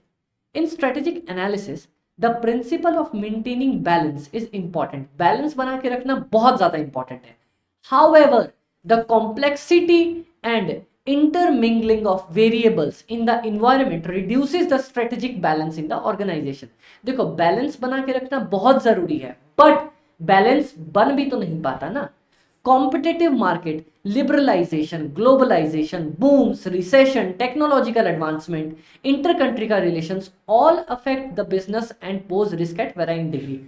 बहुत सारी चीजों की वजह से रिस्क भी आ सकता है, अपॉर्चुनिटीज भी आ सकते हैं। कोविड हुआ, मैंने एग्जांपल दिया था, मास्क वाली इंडस्ट्री के लिए अपॉर्चुनिटी हो गई, पर बाकी टूरिज्म वगैरह के लिए बहुत बड़ा रिस्क हो गया। ठीक है, मार्केट हो गया, लिबरलाइजेशन हो गया, ग्लोबलाइजेशन हो गया, मंदी का दौर हो गया, एकदम बूम वाला टाइम हो गया, टेक्नोलॉजी हो गई, इन सब की वजह से अपॉर्चुनिटीज भी क्रिएट होती है, पर बहुत सारे रिस्क भी क्रिएट होते हैं। An important aspect of strategic analysis is to identify the potential risk and assess the consequences. तो स्ट्रेटेजिक एनालिसिस का काम है कि भैया रिस्क को आइडेंटिफाई करो और उनके कॉन्सिक्वेंसेस को खत्म करो। ठीक है, a broad classification of strategic risk that requires consideration is given below. देखो, रिस्क कौन कौन से और किस वजह से यहां पे दिया हुआ है। आओ, शॉर्ट टर्म, छोटे टाइम के लिए, ठीक है, अगर छोटे टाइम के लिए मेरा रिस्क क्या होता है, एक्सटर्नल इन्वायरमेंट का, errors in interpreting the environment cause strategic failure. अगर मान लो मैंने छोटे टाइम में, मतलब छोटे वाले टाइम में, स्मॉल टाइम फ्रेम में एक्सटर्नल इन्वायरमेंट को सही से एनालाइज नहीं कर पाया ना, तो मेरी स्ट्रैटेजी फेल कर जाएगी। समझ में आया? तो ये एमसीक्यू में पूछेगा कि इन शॉर्ट टर्म अगर मैंने एक्सटर्नल इन्वायरमेंट को एनालाइज सही से नहीं किया तो क्या होगा? स्ट्रैटेजी फेलियर हो जाएगा। डन? ठीक है। सेम चीज पढ़ो, अगर मैंने इंटरनल ऑर्गेनाइजेशन को मतलब इंटरनल फैक्टर्स को शॉर्ट टर्म टाइम पे सही से नहीं समझा तो organisational capacities unable to cope up with the strategic demands. बोले तो देखो, मेरे को यही नहीं पता था कि मेरी कितनी कैपेबिलिटी है, और शॉर्ट टर्म टाइम में पता है क्या हुआ? बहुत सारे ऑर्डर्स आ गए, तो मैं क्या करूंगा भाई? मैं उनको सर्व ही नहीं कर पाऊंगा। तो organisation capacities unable to cope up with the strategic demands, मैं डिमांड से कोप अप ही नहीं कर पाऊंगा, मैं उसको सर्व ही नहीं कर पाऊंगा। समझ में आया? एक्सटर्नल वाले में क्या हुआ? अगर एक्सटर्नल वाला शॉर्ट टर्म टाइम में फेल किया तो क्या होगा? मेरा स्ट्रेटेजिक जो है ना स्ट्रेटेजी, वही फेल कर जाएगी, स्ट्रेटेजिक फेलियर हो जाएगा मेरा। इंटरनल में क्या हो जाएगा कि मैं डिमांड के साथ कोप अप नहीं रख पाऊंगा। अब इंपॉर्टेंट फैक्टर कि लॉन्ग टर्म टाइम में क्या होता है। लॉन्ग टर्म टाइम में अगर मान लो मैं एक्सटर्नल फैक्टर्स को सही से नहीं समझ पाया तो changes in the environment lead to obsolescence of the strategy. मतलब जो मेरी स्ट्रेटेजी चल रही थी ना वही बर्बाद हो जाएगी। बताऊं कैसे? जैसे एक्सटर्नल इन्वायरमेंट में मान लो सबको ये लग रहा है कि अब धीरे धीरे पेट्रोल और डीजल वाली गाड़ियां हट के इलेक्ट्रॉनिक व्हीकल्स आने वाले हैं, पर अगर मैं इस चीज को एनालाइज नहीं कर पाया तो क्या होगा? ऑब्सोलेंस ऑफ द स्ट्रेटजीज, मेरी गाड़ी ऑब्सोलीट हो जाएंगी, कोई खरीदेगा ही नहीं, इलेक्ट्रॉनिक व्हीकल ही चलते रहेंगे। समझ में आया? डन। और लॉन्ग टर्म टाइम में अगर मैंने इंटरनल इन्वायरमेंट को सही से एनालाइज नहीं कर पाया लॉन्ग टर्म टाइम में तो inconsistence with the strategies that are developed on account of changes in the internal capacities and preferences. मतलब मान लो मैं बड़ी बड़ी स्ट्रेटजीज बनाऊंगा कि भैया मैं ये कर दूंगा, वो कर दूंगा, ये आग लगा दूंगा, उधर दुनिया खत्म कर दूंगा, लेकिन मेरे पास रिसोर्सेज है नहीं तो मैं स्ट्रेटजी के साथ मीट नहीं कर पाऊंगा, जो मैंने स्ट्रेटजी बनाई थी उसके साथ मीट ही नहीं कर पाऊंगा, तो ये मेरी दिक्कत आ जाएगी यहाँ पे। तो मैं आपको बताऊं फटाफट से, ये देखो, आओ साथ में लिख लेते हैं क्या, for MCQ purpose.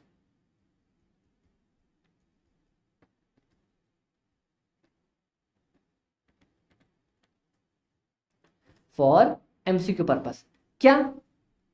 If in short term, सबसे पहला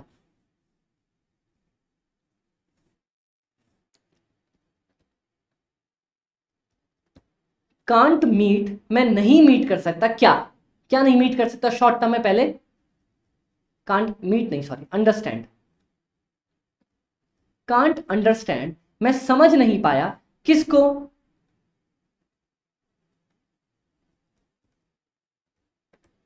एक्सटर्नल इन्वायरमेंट को। तो क्या हो जाएगा भैया? अपन ने पढ़ा स्ट्रेटेजिक फेलियर, मेरी स्ट्रेटेजी फेल कर जाएगी। दूसरा, अगर मान लो शॉर्ट टर्म टाइम में कांट अंडरस्टैंड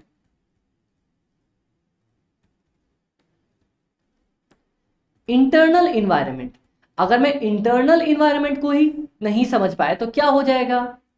मैं डिमांड के साथ can't cope up with demand, मैं डिमांड के साथ कोप अप नहीं रख पाऊंगा। मतलब मान लो अगर 100 ऑर्डर आ गए और मेरे को पता ही नहीं कि यार मेरे पास इतनी कैपेबिलिटी ही नहीं है कि मैं 100 ऑर्डर बना सकूं, तो क्या होगा भैया? मैं फुलफिल ही नहीं कर पाऊंगा, अपनी ऑर्गेनाइजेशन को गाली पड़ेगी, अबे क्या ऑर्डर लेके बैठ जाता है जब सर्व ही नहीं कर पाता। समझ में आया guys? If in long term, ये जो डायग्राम्स दिए रहते हैं ना, यहां से भी उठ के एमसीक्यू आते हैं, इसीलिए बच्चों के मार्क्स कट जाते हैं भैया। क्यों? क्योंकि एमसीक्यू पे फोकस नहीं था। अरे फ्री के 15 नंबर होते हैं भैया, 15 नंबर मतलब टोटलिटी में 30 होते हैं ना। हाँ, फ्री के 15 नंबर है, मेरी बात जान लो। अगर ये कर ले जाओगे तो भैया 15 नंबर तुम्हें कोई नहीं रोक सकता। 15 में से 13, 14, 15 आप लेके आओगे और बोलोगे अमित भाई 15 के 15 लेके आया हूं, ये तब फिर मैं और आप मिलकर फास्ट एजुकेशन के बाद डांस करेंगे साथ में। क्यों? क्योंकि आपके इतने तगड़े मार्क्स आए। समझ में आए? बहुत बढ़िया। चल, अगर लॉन्ग टर्म में कांट अंडरस्टैंड, मैं नहीं समझ पाया, लॉन्ग टर्म में कांट अंडरस्टैंड कौन सा? एक्सटर्नल इन्वायरमेंट, तो क्या हो जाएगा? मैं एक्सटर्नल इन्वायरमेंट नहीं समझ पाया, क्या हो जाएगा? ऑब्सोलीट स्ट्रैटेजी, मेरी स्ट्रैटेजी खत्म, बर्बाद, एकदम दुनिया से बाहर ही हो जाएगी।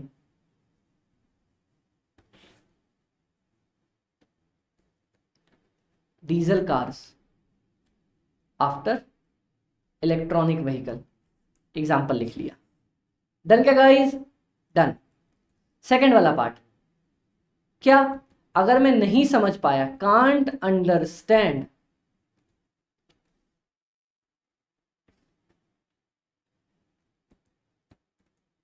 इंटरनल इन्वायरमेंट, मैं अपनी इंटरनल इन्वायरमेंट नहीं समझ पाया, तो मेरे पास क्या दिक्कत आने वाली है? जल्दी से बता दो। कांट कांट कांट कांट, मैं नहीं कर पाऊंगा, क्या नहीं कर पाऊंगा? अपनी जो स्ट्रैटेजी बनाई थी उसके साथ मैच नहीं कर पाऊंगा। यह वर्ड क्या लिखा है? कैन नॉट, अच्छा इनकंसिस्टेंस लिखी है, कैन नॉट मैच और इनकंसिस्टेंसीज विथ स्ट्रैटेजी, मतलब मेरी स्ट्रैटेजी के साथ ही मैं मैचअप नहीं कर पाऊंगा। स्ट्रैटेजी ने बोला भैया इतना, और अपन तो बैठे हैं खाली, मेरे को मालूम क्या भैया मेरी इंटरनल एनवायरनमेंट क्या है, मेरे को नहीं मालूम मेरा स्ट्रेंथ वीकनेस क्या है, तो बस भैया लोटा लेके चलो हरिद्वार हर हर गंगे। समझ में आया? चलो, external risk is on the account of inconsistencies between the strategies and the forces in the environment. मान लो बाहर क्या है और मैंने क्या स्ट्रैटेजी बनाई, बाहर आग बरस रही है और मैं जैकेट पहन के गया हूं मेरी स्ट्रैटेजी, तो भैया आग में जल के तो और गर्मी में खत्म ही हो जाऊंगा ना। इसीलिए जो बाहर हो रहा है एक्सटर्नल इन्वायरमेंट में, मेरे को उसके हिसाब से स्ट्रैटेजीज बनानी पड़ती हैं। इंटरनल रिस्क ये ले, एक्सटर्नल रिस्क क्यों होता है? होता है इनकंसिस्टेंसी बिटवीन स्ट्रैटेजी और फोर्सेज इन द एनवायरनमेंट। और मेरा इंटरनल रिस्क क्यों होता है? Internal risk occurs on account of forces that are either within the organisation और directly interacting with the organisation. तो सब जानते हैं ना भैया, इंटरनल रिस्क क्यों है? मेरे इंटरनल फैक्टर्स की वजह से। एक्सटर्नल रिस्क क्यों है? एक्सटर्नल फैक्टर्स की वजह से। बिल्ली कौन है जो बिल्ली की तरह म्याऊं म्याऊं करती है? इतनी बकवास चीज। ठीक है, अब नीचे लिस्ट दी हुई है, the below given broad list of the analysis that a business undertakes to plan a strategy covers both aspects of external analysis internal analysis. ये नीचे एक्सटर्नल और इंटरनल की बात करी गई है। आ जाओ, हमने पहले एक्सटर्नल एनालिसिस करी। किसकी एक्सटर्नल एनालिसिस करी? कस्टमर की। क्या कस्टमर मेरे ऑर्गेनाइजेशन के अंदर है? नहीं भैया, मेरे बाहर है। ठीक है, तो मैंने एनालाइज किया। क्या एनालाइज किया? सबसे पहले एनालाइज किया कि कस्टमर को क्या चाहिए, कौन कौन से सेगमेंट्स की चीजें चाहिए, क्या चीजें कस्टमर को मोटिवेट करती हैं। डिस्काउंट, अच्छा डिस्काउंट दो ना। अच्छा, कुछ कस्टमर्स को अच्छा डिस्काउंट मोटिवेट करता है, कुछ कस्टमर्स को अच्छी क्वालिटी मोटिवेट करती है। ठीक है, तो एक काम करते हैं, मैं बगल में सारी चीजें लिखता जाऊं क्या? एग्जाम्पल चाहो तो लिख के आ सकते हो। ठीक है, आ जाओ। कौन कौन सा सेगमेंट्स, प्रोडक्ट्स, क्या चाहिए उनको? मोटिवेशन, किसी किसी को डिस्काउंट मोटिवेट करता है, किसी किसी को क्वालिटी मोटिवेट करती है। ठीक है, अनमेट नीड्स, उनकी कौन सी नीड्स है जो नहीं चाहिए, जो अभी तक फुलफिल नहीं हुई। जैसे मैं बता दूं, एक बहुत बढ़िया एग्जांपल दूं, मान लो एक टाइम था जब लोगों की नीड्स थी कि यार पता है एक ऐसी घड़ी होनी चाहिए ना जिसको मैं फोन से कनेक्ट कर सकूं। देखो देख क्या आ गया, स्मार्ट वॉच। ठीक है, तो एग्जांपल लिख दो, स्मार्ट वॉच। डन क्या गाइस? चलो, कॉम्पिटिटर की एनालिसिस कर रहा हूं मैं, कंपटीशन वाले को अपने को एनालाइज कर रहा हूं। क्या करूंगा? सारे कॉम्पिटिटर को सबसे पहले तो एक ग्रुप में डाल दूंगा कि अच्छा भैया तुम मेरे लिए इतना खतरा हो, तुम मेरे लिए इतना खतरा हो, तुम मेरे लिए इतना खतरा हो, सबको एक ग्रुप में डाल के रख दूंगा। Strategic groups. परफॉर्मेंस, उनकी परफॉर्मेंस देखूंगा कि भैया कितना परफॉर्म कर रहे हैं। यार ये जो है ना भाई महीने के 10% कमा रहा है, भाई महीने के 12% कमा रहा है। परफॉर्मेंस देखूंगा, ये देखूंगा कि उसकी ऑब्जेक्टिव्स क्या क्या है। अबे पता है वो क्या सोच रहा है? वो सोच रहा है भाई इंदौर में नंबर 1 हो जाऊंगा। सामने वाला सोच रहा है कि मैं इस मोहल्ले में नंबर 1 हो जाऊंगा। इसका ऑब्जेक्टिव्स क्या है, वो क्या क्या स्ट्रैटेजीज यूज कर रहे हैं, उनका कल्चर, उनकी कॉस्ट कितनी है, ये एनालाइज करूंगा। मार्केट एनालिसिस देखूंगा, यार मार्केट का साइज कितना है, मैं इस मार्केट में कितना ले सकता हूं अपना हिस्सा, मार्केट में ग्रोथ होने के कितने चांसेस हैं। जैसे मान लो एक ऐसा मार्केट है जो हमेशा ग्रो ही करते रहता है, कौन सा, मेडिकल इंडस्ट्री वाला। अगर देखोगे भैया अंधे पैसे हैं उसमें, अंधे, समझ में आता है कितनी परसेंट उसमें कमीशन होती है, बहुत ज्यादा। प्रॉफिटेबिलिटी, इस मार्केट में प्रॉफिट कितना है, एंट्री बैरियर्स कितना है, ये अपन नीचे बेस्टल एनालिसिस में आराम से पढ़ेंगे। एंट्री बैरियर्स मतलब क्या इस मार्केट में कोई एंट्री बैरियर्स है कि मेरे को गवर्नमेंट की परमिशन लेनी है, लाइसेंस चाहिए, ये चाहिए, वो चाहिए, ये इधर उधर, ये वाली चीज देखनी पड़ती है। और इन्वायरमेंटल एनालिसिस, इन्वायरमेंटल टेक्नोलॉजी क्या है, गवर्नमेंट का रूल्स रेगुलेशंस क्या है, इकोनॉमिकल, कल्चरल, डेमोग्राफिक मतलब पीपल, ये सारी चीजें क्या है, ये एनालिसिस होती है, एक्सटर्नल एनालिसिस। ऐसे किसी चीज की एक्सटर्नल एनालिसिस करी जाती है। समझ में आया, समझ में आया। अब इंटरनल एनालिसिस, इंटरनल एनालिसिस क्या है, खुद के बारे में एनालाइज कर लूंगा। क्या एनालाइज करूंगा, परफॉर्मेंस, कि भैया मैं कैसा परफॉर्म कर रहा हूं, मेरा प्रॉफिट कितना है, सेल्स कितना है, मेरे कस्टमर्स कितने खुश हैं, मैं मेरे प्रोडक्ट की क्वालिटी क्या है। और डिटर्मिनेंट्स एनालिसिस मतलब पास्ट एंड करंट स्ट्रेटजीज, मेरी कौन कौन सी स्ट्रेटजीज चल रही थी, मेरी प्रॉब्लम्स क्या है, मेरी कैपेबिलिटीज क्या है, मेरे पास कौन कौन सी रिसोर्सेज है, स्ट्रेंथ और वीकनेस। मतलब मेरे अंदर झांक के देखूंगा कि यार क्या चीजें चल रही हैं और क्या चीजें मेरे को ठीक करनी है। बस बात खत्म, इसको बोलते हैं इंटरनल एनालिसिस। तो ये पूरा का पूरा चैप्टर ना क्या चार पांच चीजों पे सिमट के नहीं आ रहा, कौन सी चार पांच चीजें अमित भाई, एक तो बोल रहा है एक्सटर्नल एनवायरनमेंट, एक इंटरनल एनवायरनमेंट, और फिर बोल रहा है अपॉर्चुनिटी, थ्रेट, स्ट्रेंथ, वीकनेस। बस यही चार पांच चीजें घूम घूम के बार बार अपने दिमाग पे आ रही हैं। तो इसीलिए ये चैप्टर आसान भी इसलिए है ना, पता है क्यों अमित भाई आसान कहाँ है, मेरी बात सुनो। हेडिंग्स लिख दो क्वेश्चंस की, कौन सी हेडिंग्स, ये देखो, अरे चल जा सिम सिम, ये हेडिंग्स लिख दो और इसके अंदर भाई अपॉर्चुनिटी, थ्रेट, स्ट्रेंथ, वीकनेस, ये वाले पॉइंट्स डाल के आ जाओ, डन, नंबर मिल जाएंगे, बात खत्म। समझ में आया। एक और बात मैं आपको साथ ही साथ समझा देता हूं कि इंस्टीट्यूट के आंसर्स कैसे लिखने हैं। हेडिंग्स तो भैया सुन लो मेरी बात, आंख बंद करके याद होनी चाहिए, हेडिंग्स तुम मिस आउट नहीं कर सकते। हेडिंग्स मिस आउट करके पहले ही आधे नंबर कट जाएंगे। हेडिंग्स इंपॉर्टेंट है, उसके अंदर का कंटेंट इतना इंपॉर्टेंट नहीं है। हेडिंग्स याद कर लो, इतनी लाइन में से कोई दो तीन लाइन भी लिख के आ गए पूरे नंबर मिलेंगे। मैं कह रहा हूं ना, मैं कह रहा हूं, मेरी बात मानो, फैकल्टी की बात तो मानोगे, अपने अमित भाई की बात तो मानोगे, बड़ा भाई झूठ क्यों बोलेगा। ठीक है चलो, एक्सटर्नल इन्वायरमेंट से अपने को क्या पता चलता है, अमित भाई फिर से वही मत शुरू करो। अपॉर्चुनिटीज पता चलती है, थ्रेट्स पता चलता है, ट्रेंड्स का पता चलता है, और अनसर्टेनिटीज थ्रेट्स को ही बोलते हैं। इंटरनल वाले से मेरे को मेरी स्ट्रेंथ का, वीकनेस का, प्रॉब्लम का, क्या दिक्कत है क्या दिक्कत नहीं है, वो सारी चीजें पता चल जाती। अब सुनो, जैसा अपन ने काम किया था, मैंने आपको जब पहले चैप्टर का इंट्रोडक्शन बताया था तब अपन ने पढ़ा था क्या, कि सुनो मैं सबसे पहले स्ट्रेटजी मेरे को बनानी पड़ेगी, है ना।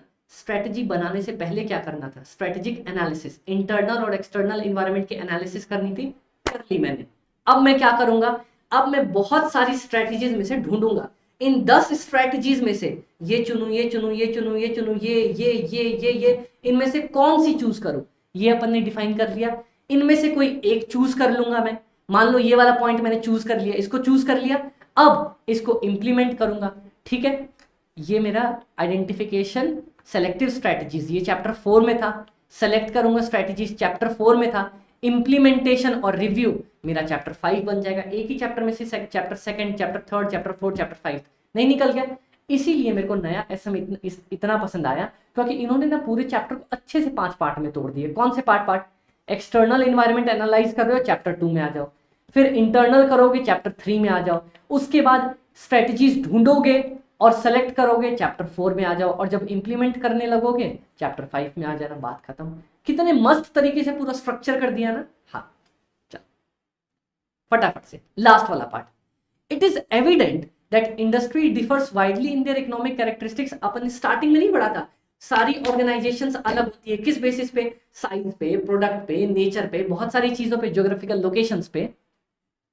Widely differ in their economic characteristics, competitive situations, कितना फ्यूचर प्रॉफिट होने वाला है। The economic character of the industry varies according to such factors as overall size, growth rate, technological, geographical, ये सारी चीजें अपने ऊपर पढ़ के आए थे। हाँ पढ़ के आए थे।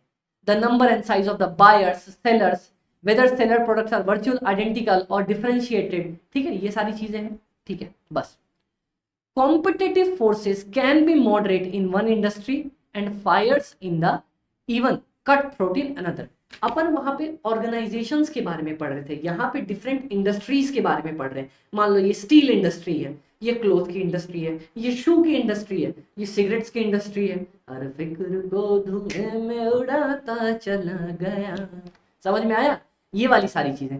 तो इतनी इंडस्ट्रीज है, हर इंडस्ट्री का अपना अलग अलग कंपटीशन हो सकता है। मान लो कि किराना, जैसे किराना बाजार में बहुत ज्यादा कंपटीशन होता है। हर कोई अगर जो कुछ भी नहीं करता एक किराने की दुकान खोल के बैठ जाता है, तो किराना मार्केट में हमेशा कंपटीशन होता है, ठीक है। जिस मार्केट में बहुत ज्यादा रूल्स एंड रेगुलेशंस होंगे उसमें कम कंपटीशन होता है। जैसे बता दूं, रेलवे में कौन कंपटीशन है? एक मोनोपोली है, अपनी ही तो रेलवे है और कुछ भी नहीं है, ठीक है। समझ में आया ये वाली सारी चीजें। अब बोल रहा है कि competitive forces can be moderate in the one industry, मतलब एक में कंपटीशन कम हो सकता है, बाकियों में मान लो बहुत ज्यादा हो सकता है। In some industries competition focus on who has the best price, कभी कभी कंपटीशन होता है कि सबसे कम प्राइस किसका है। While in others competition is based on the quality, कोई किसी किसी में होता है कि क्वालिटी कौन सी देती है। अब एक चीज आप लोग बताना मेरे को, किराने वाले मार्केट में ना फोकस किस पे होता है? भैया कम दाम में दो ना यार, कम दाम में दो ना, ठीक है। लेकिन लेकिन लेकिन दवाइयों वाले मार्केट में या फिर जो अपनी, मान लो फॉर एग्जांपल दे रहा हूँ, इंडियन आर्मी है, वहां पे जब अपने को वेपन्स चाहिए तो वहां पर प्राइस पे फोकस करेंगे या क्वालिटी पे फोकस करेंगे? क्वालिटी चाहिए ना यार, दवाई में क्वालिटी चाहिए अपने को। ऐसा नहीं कोई सस्ती दवाई उठा के खा ली और सीधा अगले दिन भगवान जी, अरे प्रभु आप तो साफ साफ साक्षात सामने ही दिखाई दे रहे हैं, क्या दवाई दी है डॉक्टर साहब, सीधे प्रभु दर्शन हो गए। तो बताओ क्या चाहिए अपने को दवाइयों में, क्वालिटी या प्राइस? Obviously quality. तो कोई कोई मार्केट ऐसा होता है जहां पे प्राइस के बेसिस पे लड़ाई होती है, कोई कोई मार्केट ऐसा होता है जहां क्वालिटी के बेसिस पे लड़ाई होती है कि कौन अच्छा क्वालिटी दे पा रहा है, ठीक है। अब बस ये वाले बकवास है, क्या बोल रहा है अपने पास, आओ बकवास भी पढ़ लेते हैं। और quick services as convenience, in some industries competition focuses on who has the best price, सब कोई क्वालिटी पे एंड रिलायबिलिटी और क्विक सर्विस एंड कन्वीनियंस, ठीक है। और ब्रांड रेपुटेशन, किसकी ब्रांड ज्यादा है, कौन ज्यादा बढ़िया ब्रांड है। In other industries the challenge is for companies to work cooperatively with the suppliers, customers, may be even selective competitors to create the next round of product innovations and open up such a बकवास। And industry's economic traits and competition conditions and how they are expected to change determine whether its profit prospects are poor, average. Industry and competition differ so much that their leading companies in unattractive industry can't find it respectively profitable when we बकवास नहीं पढ़ना, काम की चीज नहीं है। अमित भाई ऐसे कटवाते हो क्या? हाँ, जो चीज है ही नहीं इंपॉर्टेंट, जहां से कुछ आना जाना ही नहीं है, बेमतलब क्यों बताना आपको? ये वाली चीज बस पढ़ लो, बस इतना ही पढ़ना है अपने। और जैसा अपन ने ऊपर देख लिया था वहां पे कि कौन कौन से फैक्टर्स अफेक्ट करते हैं हमारे किसको, फैक्टर्स कौन कौन से अफेक्ट करते हैं किस चीज को भैया, हमारी ऑर्गेनाइजेशंस को किस किस फैक्टर्स पे, वो यहां भी देख लेते हैं। इकोनॉमिक फैक्टर्स इंडस्ट्रीज के लिए कौन कौन से हैं, economic characteristics, competitive situations, future profit prospects और technological change, geographical boundary, number and size of buyer and sellers, बस बात खत्म। अब अपन आ रहे हैं अपने दूसरे पड़ाव पे, दूसरा पड़ाव आपकी स्क्रीन के ऊपर ये रहा, टन टन टन। क्या स्ट्रेटेजिक एनालिसिस अपन ने पढ़ लिया? स्ट्रेटेजिक एनालिसिस में अपन ने क्या क्या पढ़ा, एक बार मेरे को फटाफट से बता दो। स्ट्रेटेजिक एनालिसिस में सबसे पहले अपन ने इसकी डेफिनेशन पढ़ी, ठीक है, कि इंटरनल एक्सटर्नल में आता है। फिर अपन ने पढ़ा कि ये सिचुएशनल एनालिसिस भी आती है इसमें, पढ़ा। फिर उसके बाद अपन ने इसके दो लिमिटेशंस भी पढ़े। क्या पढ़े, क्या लिमिटेशंस? लिमिटेशंस इसको मैं यहीं लिख देता हूं,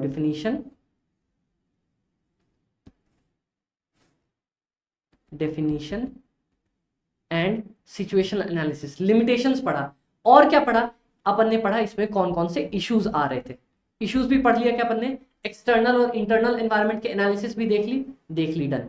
अब अपन पढ़ेंगे बिजनेस एनवायरनमेंट के बारे में। बोले तो बिजनेस एनवायरनमेंट वो जो सारे फैक्टर्स एक्सटर्नल होते हैं बिजनेस की कंट्रोल की, ठीक है, मैं जो बिजनेस ऑपरेट कर रहा हूँ उसके एक्सटर्नल जितने भी फैक्टर्स है ना, उन सबको बोला जाएगा बिजनेस इन्वायरमेंट। मतलब बिजनेस के बाहर की इन्वायरमेंट बिजनेस इन्वायरमेंट। बिल्ली कौन, जो बिल्ली की तरह मानव करती है।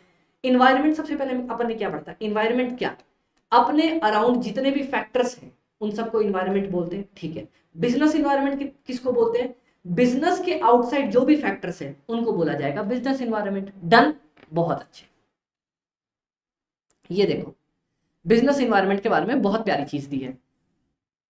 Business environment refers to all external factors, influences, situations that affect the business का decisions, plans, operations. Organization की success is determined by the business environment and more from its relationship with it. मतलब देखो business environment तो पता चल गया था अपने को, बिजनेस के बाहर के सारे इन्वायरमेंट, लेकिन कौन से इन्वायरमेंट जो बिजनेस को अफेक्ट करते हैं, बिजनेस की प्लान, स्ट्रेटजी, सक्सेस को अफेक्ट करते हैं, उसको बोला जाता है बिजनेस इन्वायरमेंट। एक बात बताओ, अगर अगर अगर कोई चीज मेरे को अफेक्ट ही नहीं करी, कोई लकड़ी ऐसे ही पड़ी है, तो मेरे को उससे कोई प्रॉब्लम नहीं है, तो मैं क्यों उसको छेड़छाड़ करूंगा। कोई पेड़ मेरे रास्ते में पड़ा है, तब तो मैं उसको हटाने के बारे में सोचूंगा ना कि मैं क्रॉस नहीं कर सकता। ठीक है, तो वो सारे फैक्टर्स जो बिजनेस की फंक्शनिंग को, इन सारी चीजों को अफेक्ट करते हैं, उनको बोला जाता है बिजनेस इन्वायरमेंट। ठीक है, और ऑर्गेनाइजेशन की सक्सेस पता है किस पे डिपेंड करती है, एक तो एक्सटर्नल इन्वायरमेंट पे, लेकिन उससे भी ज्यादा मैं एक्सटर्नल इन्वायरमेंट से डील कैसे करता हूं। ठीक है, अब सुनो एग्जाम्पल बहुत प्यारा सा। दिक्कत हो सकती है दुश्मनों से, लेकिन मैं दुश्मनों से डील कैसे करता हूं वो ज्यादा इंपॉर्टेंट है। समझ में आया, बहुत प्यारे तरीके से, बहुत ही ज्यादा अच्छी बात है। आजा, to accomplish the goals and objectives of a business, business strategists create strategies. ठीक है, अपने गोल्स पूरे करने के लिए हम स्ट्रेटेजीज बनाते हैं, पॉलिसीज बनाते हैं, इंटरनल और एक्सटर्नल फैक्टर्स को कंसिडर करके। अभी अपन ने देखा a framework for adjusting to the demands of an unpredictable environment and uncertain future is provided by strategic management। ये अपने को पता है कि strategic management क्या होता है। बस business environment is highly dynamic, external environment keep changing, ये अपन ने पढ़ा है, continuously evolving, ये भी पढ़ा है। strategist provide an interface between the organization का ability, मतलब resources भी नहीं, एक चीज लिखता हूं, interface between internal environment and external environment. मतलब वो दोनों के बीच में एक लिंकेज क्रिएट करते हैं कि यार बाहर ये अपॉर्चुनिटी है और मैं देखता हूं मेरे पास मेरे रिसोर्सेज है या नहीं है उसको डील करने के लिए। अगर है तो स्ट्रेटेजी बनाता हूं, नहीं है तो और अच्छी स्ट्रेटेजी बनाता हूं कि कैसे डील करना है। ठीक है गाइस, समझ में आ गया, बहुत अच्छे। मेन इसमें है कि बिजनेस इन्वायरमेंट की definition. Question,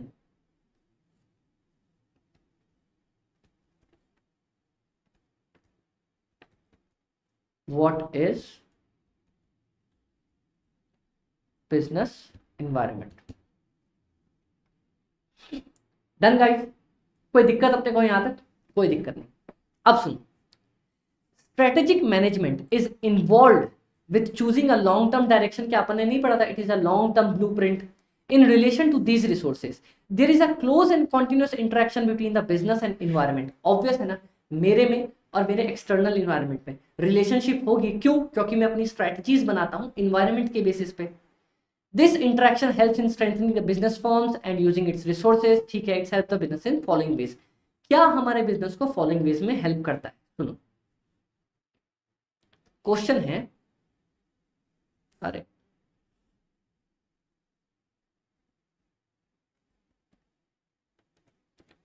how analysis of business environment helps business। दो इसका जवाब कि बिजनेस इन्वायरमेंट को एनालाइज करना या एक्सटर्नल इन्वायरमेंट को एनालाइज करना कैसे हेल्प करता है बिजनेस को। सबसे पहली चीज क्या होगी, आंख बंद करके, भैया एक्सटर्नल इन्वायरमेंट जैसे एनालाइज करूंगा मेरे को अपॉर्चुनिटीज और थ्रेट्स का पता चल जाएगा। अब इसका अंदर पार्ट नहीं पढ़ूंगा क्योंकि बहुत बार पढ़ा है अपन ने। अपॉर्चुनिटीज और थ्रेट्स अपने को पता चल जाएंगी। Gives direction for the growth. Growth कैसे होगा? अब देखो मेरी बात सुनना, ध्यान से सुनना, एक सेकेंड। हाँ चलो, ये मेरे पास अपॉर्चुनिटीज है, यहाँ पे मेरे पास थ्रेड्स है। एक सेकेंड। हाँ, ये अपॉर्चुनिटीज है, ये मेरी थ्रेड्स है। मेरे को पता है यहाँ पे मेरे को फायदा है, यहाँ पे मेरे को नुकसान है, ठीक है। तो मैं क्या करूंगा, मैं इसी डायरेक्शन में काम करना स्टार्ट करूंगा और इस डायरेक्शन से बचना स्टार्ट करूंगा। तो क्या होगा, मेरा फायदा बढ़ता चला जाएगा, नुकसान गिरता चला जाएगा, फायदा बढ़ता चला जाएगा, नुकसान गिरता चला जाएगा। और क्या हो जाएगा, अपन ग्रो कर जाएंगे, ऑर्गेनाइजेशन अपनी ग्रो कर जाएगी। समझ में आया? ये चीज है कि क्योंकि मेरे को अपॉर्चुनिटीज का पता चल गया, थ्रेट का पता चल गया, तो मैं पहले ही ग्रो कर सकता हूं, ठीक है। अब सुनो, कॉन्टिन्यूस लर्निंग। क्योंकि एक बात सुनो, क्या अपन ने कभी ये सुना है आदमी गिर के सीखता है, गिरता है तब संभलता है? क्योंकि एक्सटर्नल इन्वायरमेंट बार बार बदल रही है, ठीक है। तो मेरे को भी अपनी स्ट्रैटेजी बार बार बदलनी पड़ती है। तो मैं कॉन्टिन्यूस बेसिस पे सीखता रहता हूं कि यार ठीक है, इस वाले केस में मान लो अगर आग लगी तो मुझे ये काम करना था, अगर बारिश हुई तो मुझे ये काम करना है, अगर सूखा पड़ गया तो मुझे ये काम करना है। तो क्या इस बेसिस पे मैं सीखता नहीं रहता हूं कि यार ये हुआ तो ये करना है, ये हुआ तो ये करना है, ये हुआ तो ये करना है, ये हुआ तो ये करना है। डिफरेंट स्ट्रेटजीज बनाऊंगा तो मैं सीखता चलूंगा। The managers are motivated to continuously update their knowledge, understand and skills to meet the productive change. जो चेंज आ रहा है उसको समझने के लिए नॉलेज चाहिए, तो मैनेजर्स भी खुश कि यार रोज कुछ नया सीखने को मिल रहा है मेरे को, ठीक है गाइस। डन। Image building. अब पता है क्या होता है, मेरी बात सुनो, जो ऑर्गेनाइजेशन अपॉर्चुनिटीज को पता कर लेती है और ग्रो करती है, कॉन्टिन्यूस लर्न करती है, क्या उसकी इमेज नहीं बढ़ती? अब मेरी बात सुनो, अभी के टाइम में सबसे अच्छी इमेज अपन किसकी बना के रखी है? टाटा की। कि यार टाटा जो है ना, टाटा टाटा तो ऐसा काम कर रहे हैं ना, ऐसा काम कर रहे हैं कि मतलब उनकी इमेज इतनी बढ़िया है, Ratan Tata sir. Time to time सीखते चले गए। एक बार याद है, वो अपनी कंपनी को बेचने गए थे, उनसे पूछने गए थे कि यार ये मेरी कंपनी नहीं काम कर रही है कार की, आप मेरी कंपनी खरीदोगे क्या? सामने वाले ने बेइज्जती कर दी। क्या किया? वापस आए, सीखा और क्या किया, उसकी जैगवार ही खरीदी थी। अच्छा भैया, ऐसा हम हिंदुस्तानियों को भैया कभी भी कम मत समझना, अपन कभी भी दुनिया का तख्त पलट के रख सकते हैं।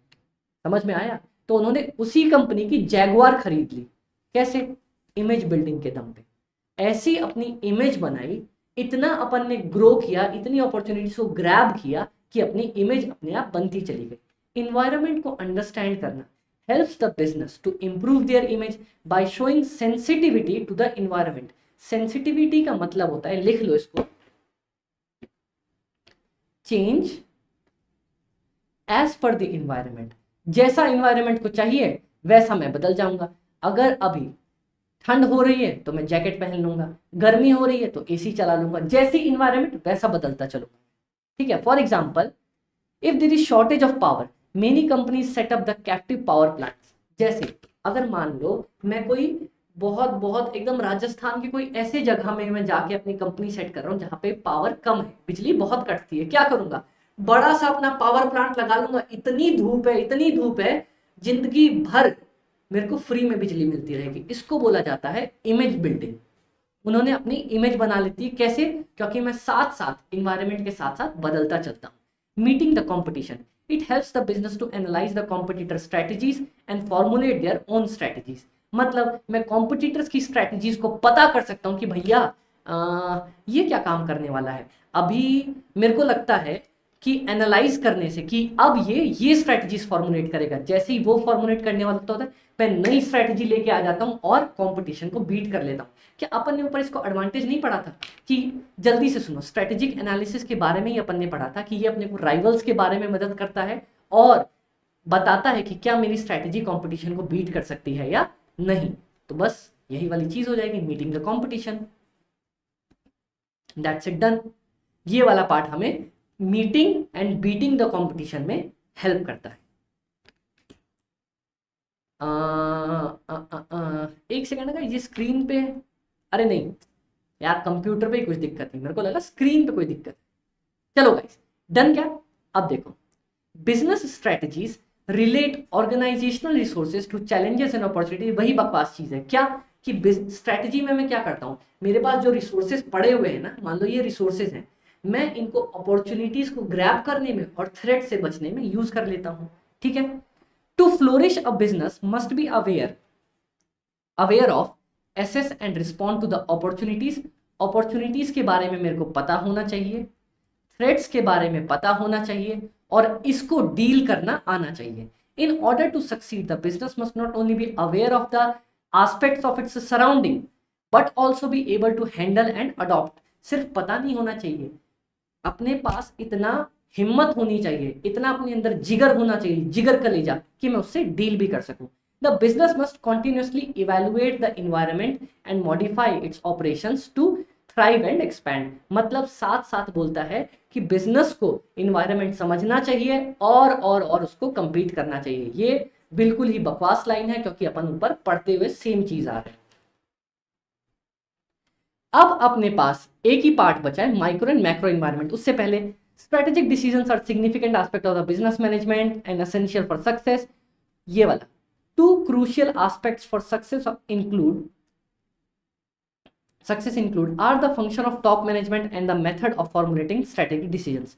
Improvement of the strategic decision is constant endeavor for strategies due to due to contemporary environment changes and challenges that managers must overcome while making decisions. There is interesting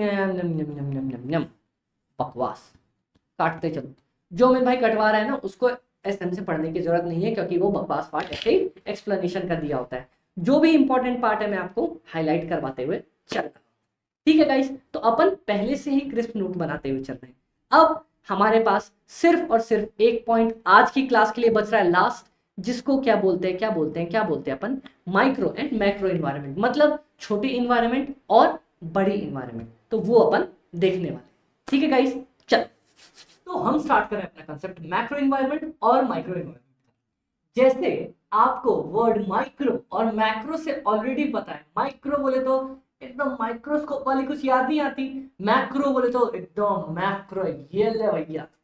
तो माइक्रो मतलब कुछ ना कुछ तो भाई छोटा ही होएगा, मैक्रो मतलब कुछ ना कुछ तो बड़ा ही होने वाला है ना, है कि नहीं। चल, तो माइक्रो इन्वायरमेंट मीन्स जो बिजनेस के आसपास की सबसे क्लोजेस्ट प्यार वाली जो एकदम बाहर की इन्वायरमेंट होती है ना, सबसे क्लोज वाली, उसको बोलते हैं माइक्रो इन्वायरमेंट। और उसके बाहर की जो बड़ी दुनिया है उसको बोलते हैं मैक्रो इन्वायरमेंट। जैसे एक एग्जांपल लेता हूं, ठीक है, ये घर है अपना, अपने पेरेंट्स हैं, ये अपना घर है प्यारा सा, दिख रहा है, हाँ बहुत अच्छा, ये अपना घर है प्यारा सा।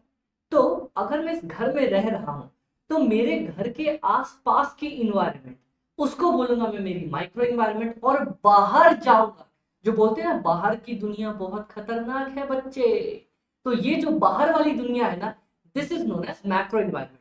ये वाला कंसेप्ट दिमाग में रखो। अब हम एक कंपनी, एक ऑर्गेनाइजेशन, एक बिजनेस के लिए समझते हैं कि भैया माइक्रो और मैक्रो कौन कौन होते हैं।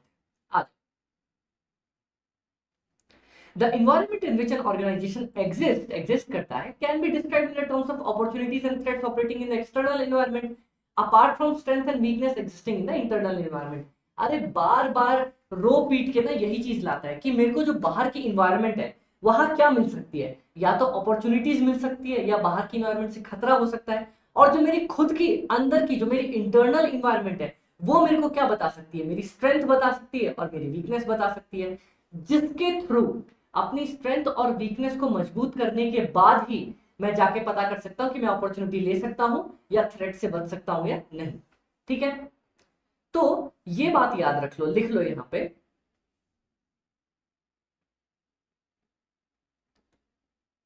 एक काम करो, यहां नहीं, जो हमारी मेन कॉपी है ना, जो अपन ने बनाई थी, किधर बनाई थी, फर्स्ट चैप्टर में कहीं तो बनाई थी, कहीं तो बनाई थी, ये रही, ये हमारी, ये परफेक्ट। इसमें हमने पहले ये सीखा, फिर टॉप मैनेजमेंट, प्रोएक्टिव, रिएक्टिव। चलो,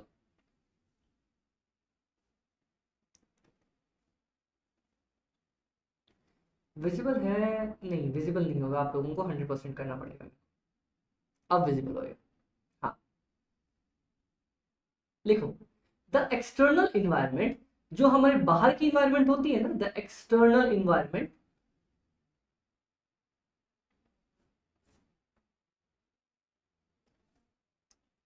प्रोवाइड्स अस और गिव्स इंफॉर्मेशन, हमें इंफॉर्मेशन देती है अबाउट, किन चीजों के बारे में, दो चीजों के बारे में, अपॉर्चुनिटीज एंड थ्रेट्स। ठीक है गाइस, एक काम करो, यहां पे सबसे पहले तो ना चैप्टर 2 लिख लो, ताकि अपने को याद रहे कि हाँ यहां से चैप्टर 2 अपना स्टार्ट हुआ है। कंसेप्ट यूनिवर्सल है, लेकिन पता तो होना चाहिए ना कि भाई अपन ने उठाए किस चैप्टर से है। यूनिवर्सल का मतलब इन कंसेप्ट्स का यूज हर चैप्टर में होने वाला है, लेकिन फिर भी पता होना चाहिए अपन ने ये वाला पार्ट कहां से उठाया है। ठीक है गाइस, चल आओ, ये चीज तो हो गई। और द इंटरनल इन्वायरमेंट, जो मेरा अंदर का इन्वायरमेंट होता है ना,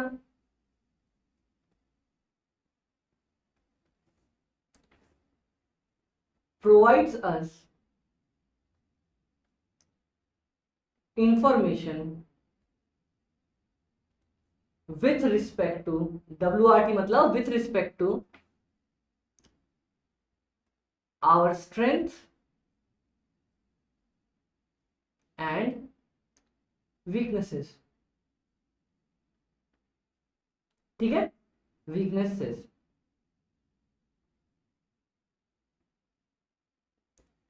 अब एक और चीज लिख लो लास्ट, अच्छा मैं इसी पे ध्यान से लिखवा देता हूं।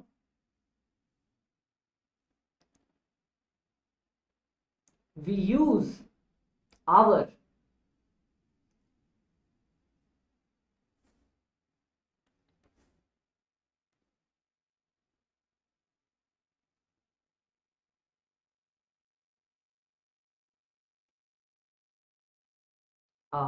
self from, we use our, we use भी नहीं, we analyze our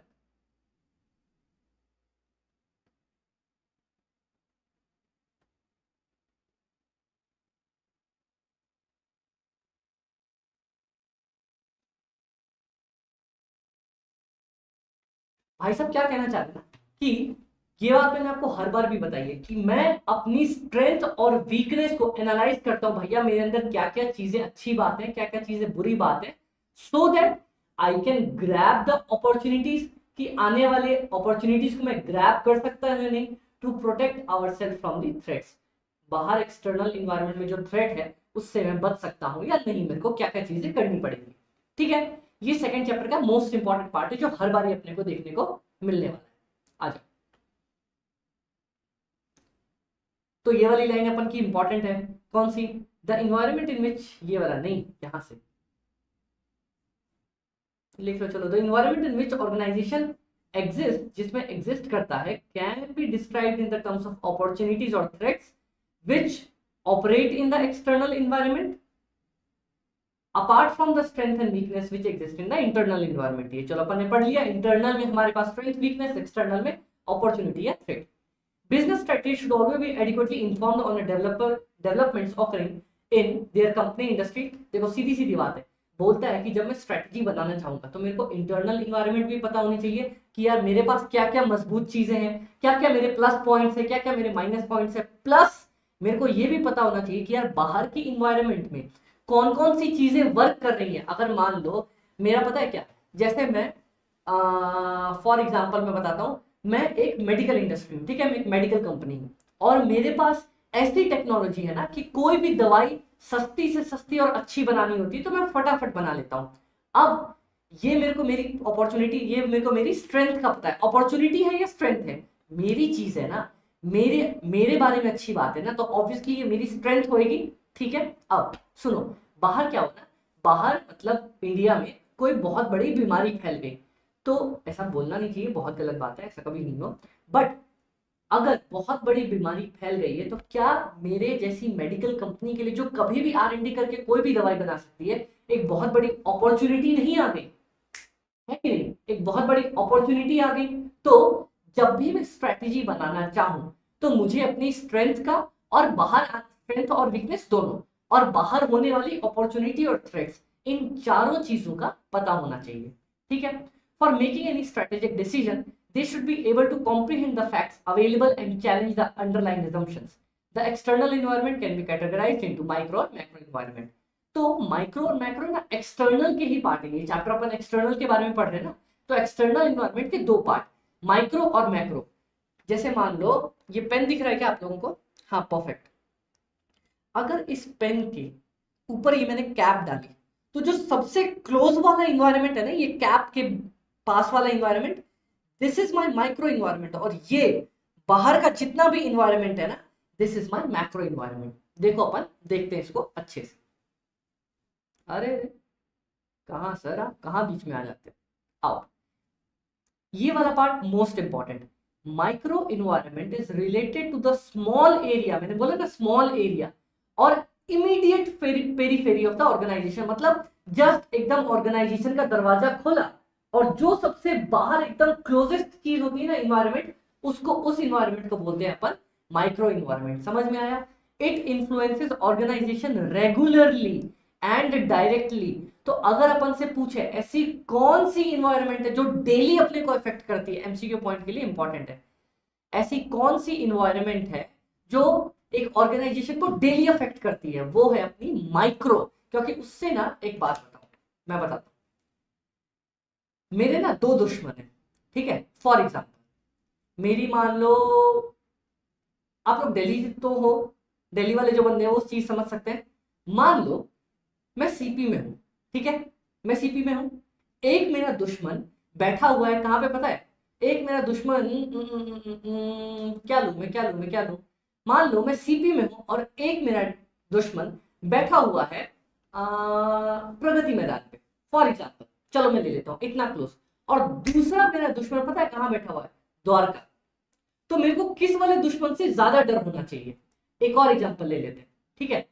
आपका घर है, आपके घर के बगल में जो आपका पड़ोसी है ना, एक वो आपका दुश्मन है, और एक आपका दुश्मन बैठा हुआ है अमेरिका में। तो आपको ज्यादा डर किससे होगा? आप रोज रोज किसका चेहरा देख के बोलोगे अरे यार सुबह सुबह किसका चेहरा दिख गया, पूरा दिन खराब हो गया?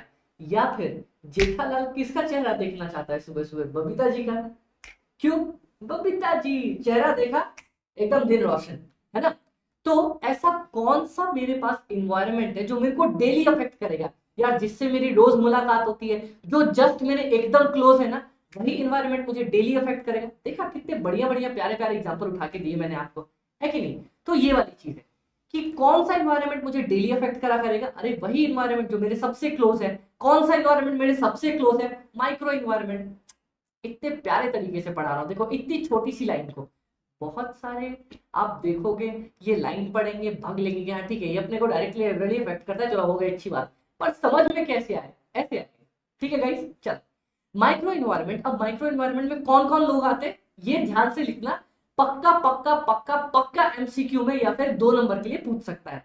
कंसिस्ट ऑफ हमारा supplier, consumer, marketing, intermediate. Intermediate मतलब बीच में जो जितने भी अपने इन हिंदी वर्ड अगर बोल, हाँ यार बुरा नहीं लगना चाहिए, जितने भी इंटरमीडिएट मतलब जो दलाल होते हैं ना बीच में, जो एक चीज को एक्सचेंज करवाने में मदद करते हैं उनको, कॉम्पिटिटर्स एक्सेट्रा। तो कौन कौन लोग हैं फटाफट से बता दो। अरे ऐसे देखो सिंपल, माइक्रो मतलब वो लोग जिनसे मेरा डेली का पाला पड़ता है। मेरा डेली पाला किससे पड़ेगा? मेरे सप्लायर से, वो मेरे को सामान ला के देगा, मेरे कस्टमर से जो मेरा सामान खरीदेगा, ठीक है? और बीच में कौन कौन आ जाता है? और आ जाते हैं मेरे कॉम्पिटिटर्स जिनसे मेरे को मेरी लड़ाई करनी है रोज की रोज। और कौन हो गए? इंटरमीडियरीज जो बीच में सामान प्रोवाइड करते हैं। और एक फाइनली एग्जांपल दे देना अपना बस मार्केटिंग का, क्योंकि मैं मार्केटिंग भी करता हूं ना। तो ये 5 एग्जांपल अपने फटाफट से लिख के आ जाओ। आओ फिर से लिखते हैं, आप लोग फिर से मेरे को फटाफट से बता। मैं आपको लिख दूं क्या यहाँ पे? आओ, माइक्रो इन्वायरमेंट लिख लेते हैं यहीं पे। इट इज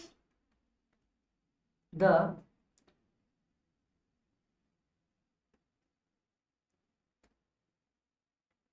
environment closest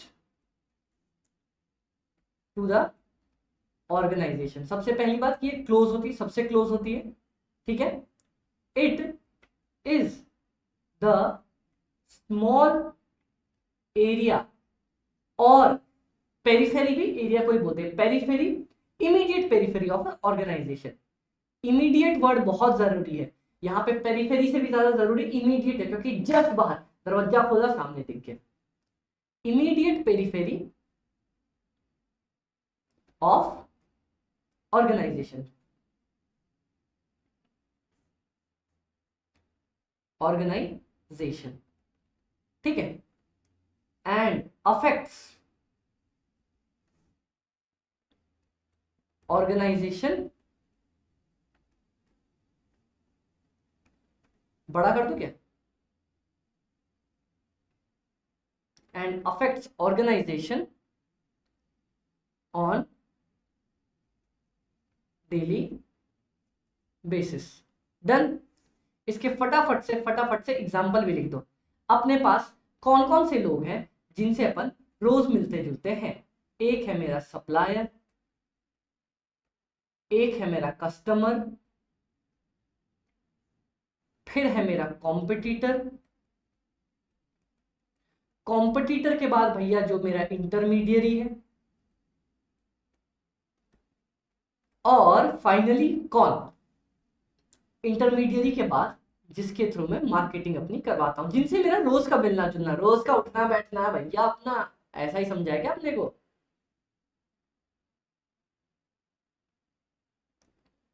चलो done guys, perfect. These are specific to the said business or firm and affecting its working on a direct or regularly basis। एक बात बताओ, सब ऑर्गेनाइजेशन का, हर एक ऑर्गेनाइजेशन का हमारे पास जो कस्टमर होगा, कस्टमर बेस होगा, सप्लायर होगा, वो अलग अलग नहीं होगा क्या? मेडिकल वाले का कस्टमर और होटल इंडस्ट्री वाले का कस्टमर एक ही होगा क्या? नहीं नहीं, अरे वो बेचारा बीमारी से मर रहा है, कहाँ तुम उसको होटल घुमा रहे हो भैया? सबके कस्टमर अलग अलग होते हैं, हर एक टाइप ऑफ फॉर्म के कस्टमर अलग अलग होते हैं, उनके सप्लायर भी अलग अलग होते हैं, उनकी मार्केटिंग लेवल भी अलग अलग होती है। दवाई वाले बोलते हैं क्या, अरे एक बार बीमार तो हो, हमारी दवाई खाओगे फटाफट से ठीक हो जाओगे, 50% ऑफ, दवाइयां खा लो, दवाइयां खा लो। ऐसा बेचता है क्या भैया? नहीं बेचता ना। क्यों? क्योंकि इसकी मार्केटिंग अलग है, होटल्स वालों की मार्केटिंग अलग है कि नहीं? चल, within the micro or the immediate environment in which the firm operates, we need to address the following issues। One of the most important question, in which firm operates we need to address the following issues। Question कैसे आएगा? Question बोलेगा explain issues to be addressed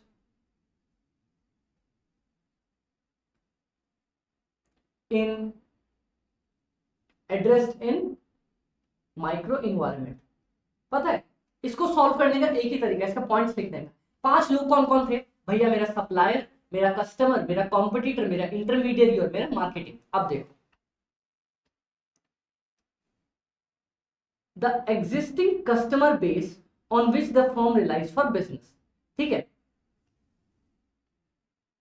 existing customer base, सबसे पहला मेरा customer जिसपे firm depend करती है कि यार यही तो मेरे को पैसा देगा, यही तो मेरा सामान खरीदेगा। Who are the firm suppliers? Suppliers of the firm। Second point उठ के आगे, सप्लायर और मेरा customer. And how are links between the two being developed.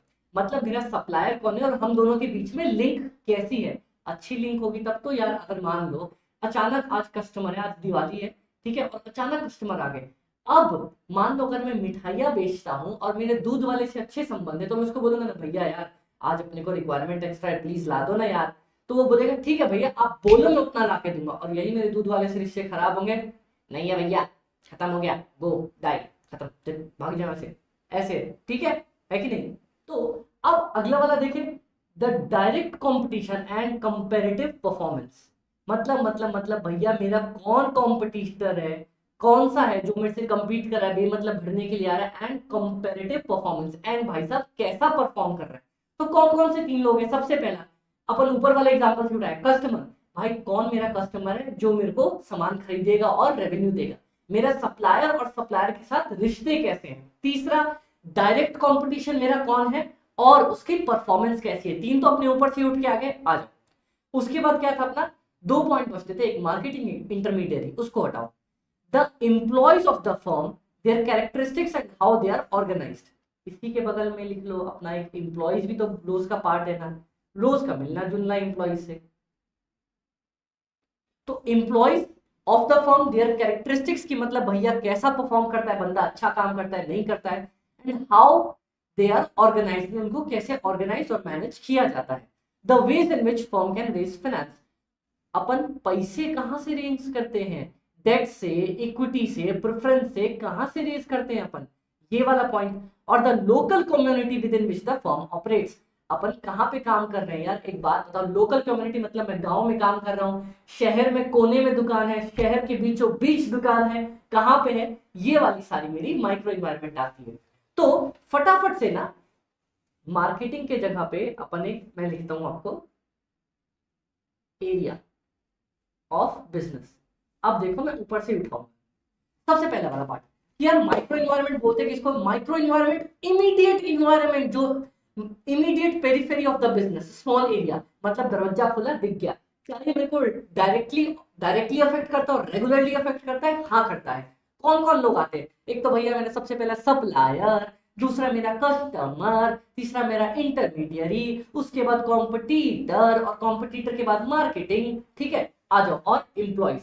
इसमें कुछ इंपॉर्टेंट क्वेश्चन पूछते अपन, क्या भैया मेरा कस्टमर कौन है जो मेरे को सामान ला के देगा? दूसरा, मेरा सप्लायर कौन है और उसके साथ मेरे रिश्ते कैसे हैं? तीसरा तीसरा तीसरा तीसरा तीसरा भैया मेरे कॉम्पिटिटर कौन है और उसकी परफॉर्मेंस कैसी है? 3 पॉइंट तो अपने यहीं पे खत्म हुए। फिर यार मेरा जो जिस लोकल कम्युनिटी में मैं काम कर रहा हूँ वो कैसी है, मेरे एम्प्लॉयज उनकी कैरेक्टरिस्टिक्स कैसी है, और लास्ट पॉइंट, भैया मैं पैसे कहां से रेज करूं?